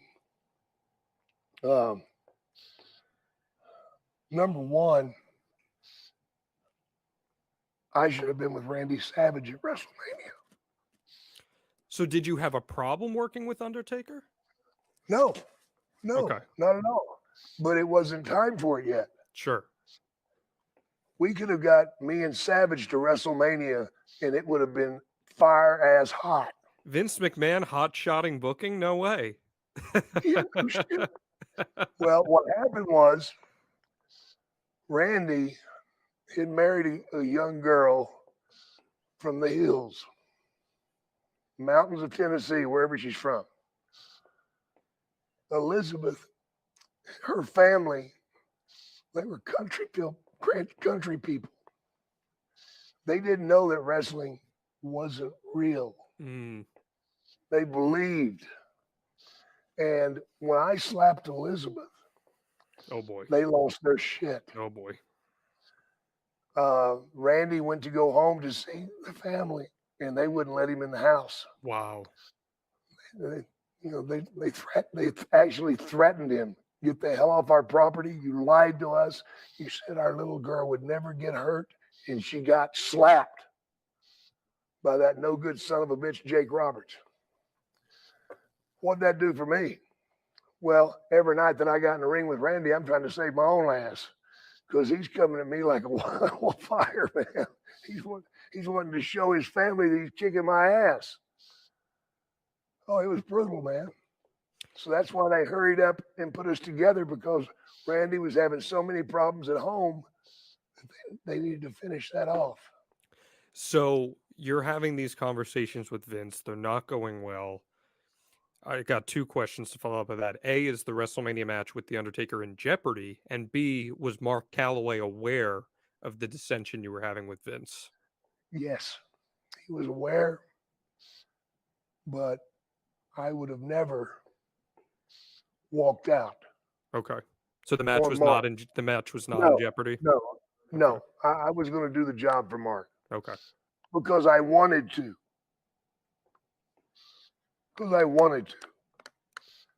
And for the business. This is business. I'm not going to screw the fans by not giving them that. I'm not going to screw Mark Calloway taking 15 shots in his back with a damn steel chair. That chair took a beating, you know. Yeah. The chair looked worse than Mark did. Well, you become the second victim in what we would know as the streak, the iconic Undertaker streak at WrestleMania 8. It's a 6.5 minute match. You hit Taker with the DDT twice, as you said. Taker pops up both times from it. You go chasing after Paul Bearer Paul Bearer outside, and Taker ends up hitting you with the tombstone on the floor and rolls you back in for the win. There is a rumor that the original finish wasn't for you to be tombstone outside, and that was actually something that was called in the ring. Is that fact or fiction? That's true. What was it supposed to be? It was supposed to have been tombstone in the ring. Okay. But what's the idea? I thought it fit well. Me chasing Paul Bearer, and then Mark getting me right there. And having that done to me on the floor is much more dangerous than having it done in the ring. I know I took a lot of heat for that. But they still had it all on camera. So there was nothing robbed there. And I get the point. The point is him doing it to you in the ring everybody could have seen it better. And that's where I screwed up. It wasn't something where I didn't want to do the job, because I did. If I didn't want to do the job, I'd have never DDT'd him once. Right. It's WrestleMania, right? It's your biggest event of the year. So why not do something a little grandiose? A tombstone on the outside is a pretty big deal. Like, that's not a... That's a kill shot. Yeah. I don't really have an issue with that, honestly. Yeah. Maybe, I don't know. My thought was, I'm going to take this tremendous kill shot on the floor and never be seen again. So you knew you were done after that? Yeah, I was. Yeah. That was the deal. Yeah. He had to release me if I did the match. Okay. And Vince agreed to that? Yeah. So this is your farewell. Was it a little bittersweet for you? Oh, God, yeah. Yeah. I was hurting, man. I began having problems at home, which magnified all this. And the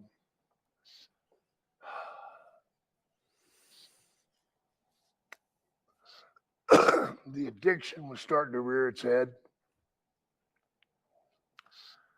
You know, it's really hard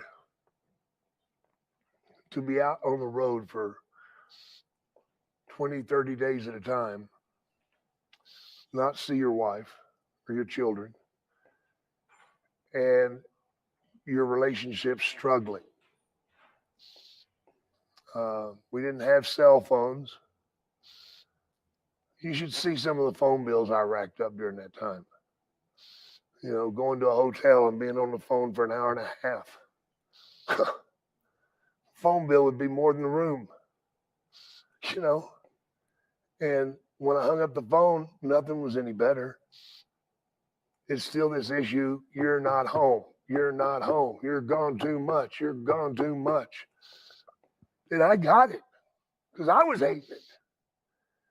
But Vince was running us so hard. Oh, my God. Hell, I wrestled Steamboat 90 days straight. You know, without a day off. That's 3 months. 3 months. Didn't see my family. It's awful. It's horrible, man. And you're getting beat up. Your body's hurting. You got troubles at home. You know, you lay in bed at night and the phone's ringing at 3 and 4 in the morning because she's not sleeping. She's pissed off and she knows the only time that she can get me is when I'm in that fucking hotel room. So it's ringing all night long. How much rest am I getting? Not much at all. Not much at all. And she had every right in the world to be angry. Every right in the world. You know, she's not stupid. You know, and if the phone rings, you got to pick it up. If you don't, where were you? Oh, I was there. I just didn't want to talk to you. Right. Let me see. So that was a tough period for you, and you needed It was probably the worst time of my life, man. The hardest time of my life. You know, it got a lot worse. Yeah, it got a lot worse. So Jake, when you go back to WWF in 1996, there's been a bit of a change with the Undertaker. He is straight shooting, and he is the locker room leader. Even at a pretty young age, he's the locker room leader. What was your perception of him once you came back? Oh, I couldn't have been more happy. You know, at the time, you know, I'd gotten clean and sober. And he came back to, I wasn't supposed to be wrestling, but it wound up somebody got hurt, so I had to come out of the office and go on the road. Such bullshit that was. I was the only guy that could replace him. Fuck you. You know, they just wanted to get two things for one paycheck, you know. That's right. I couldn't believe that. I was still doing the writing and I'm on the road, but I got one check just for the writing. I didn't get paid for being on the road. And you didn't even make yourself world champion. You should have done that while you're at it. Well, no, I'm not that stupid. But it was really hard, man. And we went to Europe and traveling on a bus. And it was brutal, man. Yeah.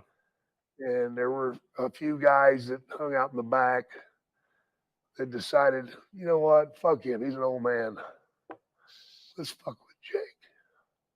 So they started putting beer in my fucking suitcase, a few joints, a piece of hash, and then I'd be in the locker room, go to open my bag, and here's all this shit. Everybody's like, oh, look at that. Jake's fucking doing drugs. Jake's fucking, he's fucking drinking. And it had gotten pretty rough. And it was this close to being a fight, which I probably got my ass. When you have guys like the Undertaker back there, though, does that help mediate the situation a little bit? Well, what happened was Undertaker was sleeping on the trips underneath the bus. Oh, he had his own private compartment. A little cot underneath there. Okay, gotcha. It was like called luggage, but he would get under there and make himself a pallet and sleep. That's unbelievable. We pulled over to piss, and Undertaker came into the bus, and brought everybody to their attention and said, guys, quit fucking with Jake. If he goes back to drinking, he'll kill every fucking one of you guys. Trust me, I know. Don't get Jake to drinking. And that was the end of it. How meaningful was that for you that a guy that you helped mentor had your back later on a few years down the line? It's what was right. He did what was right, and I respect that in so many different ways. I have so much love for Mark, so fortunate to be there for him. Yeah. And then he came back and was there for me, that's what happened in those days, and you develop those relationships with guys when you're on the road with them, driving up and down the highways, talking about you, yourself, and your family. And you become really tight. And then when something comes up, everybody knows the right thing to do. We have a few questions from our ad-free shows fans that I want to get to, but before we do, I have one question for you. Yeah. You're inducted to the Hall of Fame in 2014 in New Orleans. The next night, the streak ends. It's this insane moment that will live on in wrestling history. It was one of the most shocking things that I've ever seen in person. Yeah. Did they make the right decision? No, they did not. No, they did not. Why not? Waste it? Because it wasn't needed. Lesnar was already a monster, right? He was a badass. He was a monster. He didn't need that push. If he had done it with somebody that wasn't at that level, then I'd said, okay, yeah, that'd be good, because you're bringing somebody up. But to do it with the guy that's equal to you, or that's what their thinking was, but Mark was still here as far as I'm concerned, then it would have meant something. But to do it with a guy that's equal with you, you haven't accomplished anything but waste the opportunity to get somebody over. If Mark was going to do that, the only person I can think of doing it with would have been, oh my God, my brain just went. I mean, there were a few guys that certainly were in that discussion. CM Punk was super hot at the time, and he faced him the year prior. No. Man, at the time. Champ now. Oh, the champ now. Well, there were all the Roman Reigns. Roman Reigns. Roman Reigns, sure. Roman Reigns, yeah, that would have been something. But to get the most out of that, you got to bring somebody that's down here, up here. Sure. That's when you get a sustainable pop. You know what they got out of that? The way they did it? Disgust. People were disgusted with that. I've talked to the fans. They fucking hated it. Yeah. Do you think it elevated Brock to another level, though? No, no, it did not at all. And he's already destroyed it anyway. That's now fair. that now that he's a baby face and he's flopping around for everybody. That's fair. Am I right? That's fair. Thank All right, you. let's get some questions here before we wrap up.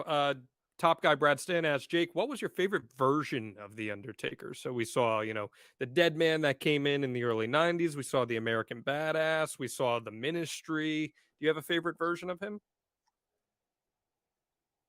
I'm old school. I like Yeah. the first one. I know I was on in a meeting with Undertaker and Vince and Creative, and they were talking about changing his character. And I said, excuse me, I got one question. What's that?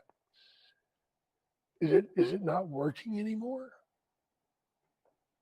If it's not broke, don't fix it. Leave it the fuck alone.